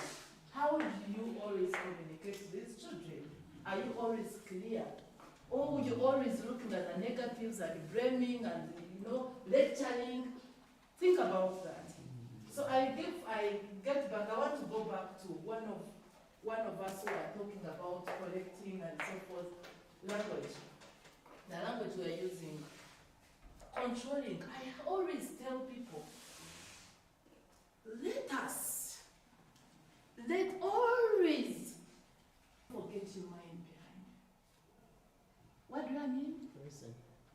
Always. Because the heart is full of feelings and you want to express emotions. Things will always happen.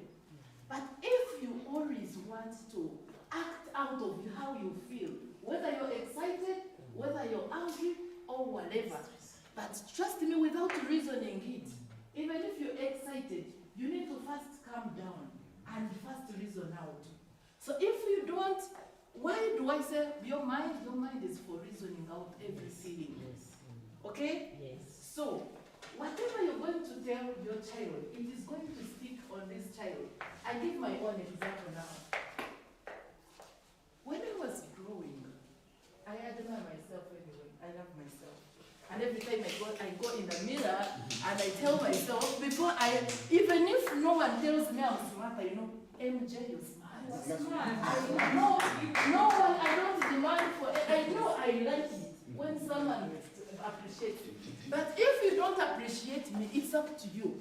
I have to go in the mirror every morning and I tell myself, and I also told my children, they know how to appreciate themselves. So I appreciate myself before I expect other people to appreciate me. So, but when I was growing, my mom, the whole family, by the way, I struggled depression, I struggled with low self-esteem. Even when I came to campus, I was still having some low self-esteem. So it is always a process. But when I was growing, I remember I used to be slow in walking. Whenever they would send me somewhere, then someone can interpret. Then do you know what they used to call me? They used to abuse me. Even my mom. It's like, the feet, my feet are like those ones of the back. Because they are very slow walking on the water. So me, I thought I was actually fit to walk on the water. And honestly, I'm telling this hurt me.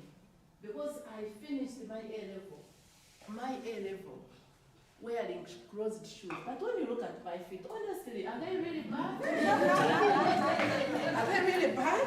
No, I'm very okay. I can move, in open shoes. I am okay with it. But how? I had to go through a healing process. Even you talking, by the way, I've just learned talking. I even started stammering. Because whenever I would want to defend myself, everyone in the family would look at me, like there is the word they would use and stop you from expressing yourself. And this affected me so much. These are the things I'm telling you, and this is actually some of the things I'm disclosing to you as a parent. Whatever you do, whatever you say to your child, it is going to have an impact on that child. Because it had an impact until I reached at the university, and now we started going through healing process, through counseling. Teachers, by the way, I'm also a suicidal survivor. I'm also a suicidal survivor. Why? When I reached in I was very brilliant by the way, and I was actually, at a certain point, I was proud because my dad was always proud of me because I would bring nice reports from P1. I was always the best. But when I reached in senior 3, I started now backsliding because I became a sickly child. And when I became a sickly child, because you start now pressure at the school, there's a lot of pressure. You want to be like any other child, but you see people going, for preps, but for you, a lady of sick bay. So there are things that used to happen, and comments that teachers used to make. Even when I was in primary, by the way, there's a teacher, you see, I have American height, and I'm proud. So I have American height, but I could not appreciate my height. When I was in P6, one of the teacher asked a question, and when I failed to answer, he used remember the other ruler they used to have? He hit me from the back and told me how tall I am, how big I am in the class, and how could you feel? Can't you compare yourself with these other young children? Because I was tall. And from that time, it crushed me. It even affected my performance at P7. So it really crushed me. And then now to secondary, getting back, because I'm trying to wrap it up. I'm just giving you this as my dear teachers, those who are heading schools, because we've visited some of the schools and we've seen what the children are presenting. Now one day, because I was sickly, I was on antidepressants. Because, my situation, was unmanageable. I would go in school, whatever, like I would have actual psychosomatics. I feel I have pain, but they take me in the hospital. They cannot get what is really disturbing me. But I was on medication. So it so happened, unfortunately, someone, a head teacher, may you please go and get me some water. So if you don't, sorry, I'm sorry, there is water here. There's a reason why I'm sent you. I would like you to be the one to go. Sorry, Papa, but I know that you're the most humble person. Okay, so now the head teacher of that school one day phoned me in sick bay. It's okay. So one day the head teacher phoned me in the sick bay. The words she used, she told me, thank you so much. Thank you so much. Wow. So, I will take it. So, the head teacher told me that Mary Judith, every day you go for mass. Who is that God that you're praying to that can't get you out to be like any other child? Your family is struggling. Your parents are struggling paying for a child who has come to be in a sick bay.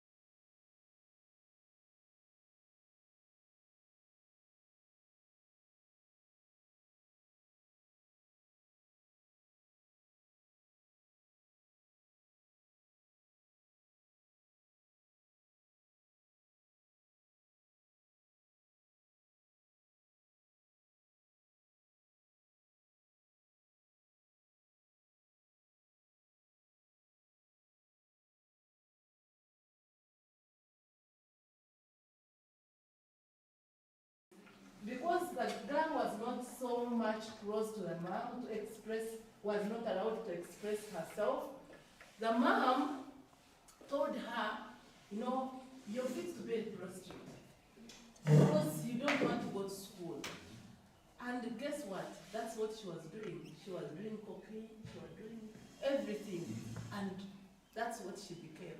Why am I saying that? Please, let's be mindful. Those are talking of what to you know, it's okay. I think it's life. We cannot, no.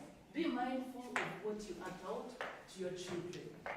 So otherwise, then for my sister, my auntie, my mother here, sister, I can touch on her. I kindly also encourage you, if in a case you can, some of the things you will not share them here, but I encourage you, according to my observation, please get a personal counselor. That's one. Two, if you don't want to get burnout and whatever, maybe you also need to delegate.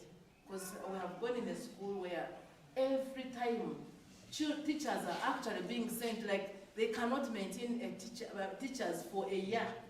But we've gone in that school and we've given the training to the teachers, and right now as I talk, some teachers have actually stayed there for more than 1 year. Actually, most of them. Why? Because of the training. I think you need that.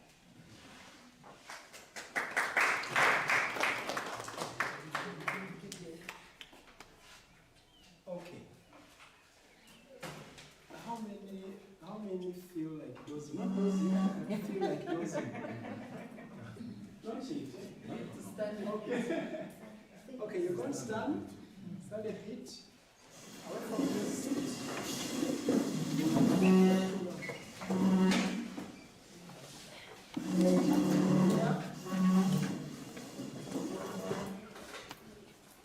Do you all know mathematics? You don't?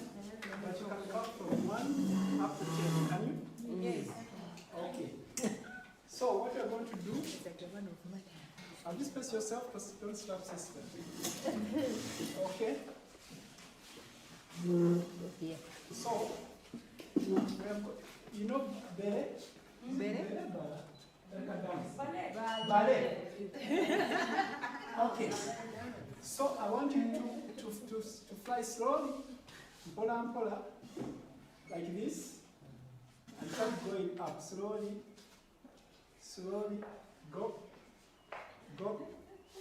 go higher, down, higher. I almost got dizzy. Okay, now what you're going to do is, this side, we are going to count to 10. Also 10. Is that making sense? Yes. Then 10.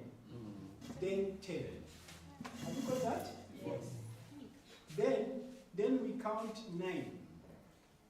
Then we go to 8. We are counting down. But as we go down, we are going to increase the speed. Are we there? Yes. So let's go. 1, 2, 3, 4, 5, 6, 7, 8, 9, 10. 1, 2, 3, 4, 5, 6, 7, 8, 9, 10. 1, 2, 3, 4, 5, 6, 7, 8, 9, 10. 1, 2, 3, 4, 5, 6, 7, 8, 9, 10. 1, 2, 3, 4, 5, 6, 7, 8, 9. 1, 2, 3, 4, 5, 6, 7, 8, 9. 1, 2, 3, 4, 5, 6, 7, 8, 9. 1, 2, 3, 4, 5, 6, 7, 8, 9. 1, 2, 3, 4, 5, 6, 7, 8. 1, 2, 3, 4, 5, 6, 7, 8. 1, 2, 3, 4, 5, 6, 7, 8. 1, 2, 3, 4, 5, 6, 7, 8. 1, 2, 3, 4, 5, 6, 7, 8. 1, 2, 3, 4, 5, 6, 7, 8. 1, 2, 3, 4, 5, 6, 7, 8. 1, 2, 3, 4, 5, 6, 7, 8. 1, 2, 3, 4, 5, 6, 7, 8. 1, 2, 3, 4, 5, 6. 1, 2, 3, 4, 5, 6. 1, 2, 3, 4, 5, 6. 1, 2, 3, 4, 5. 1, 2, 3, 4, 5. 1, 2, 3, 4, 5. 1, 2, 3, 4, 5. 1, 2, 3, 4. 1, 2, 3, 4. 1, 2, 3, 4. 1, 2, 3, 4. 1, 2, 3. 1, 2, 3. 1, 2, 3. 1, 2, 3. 1, 2, 3.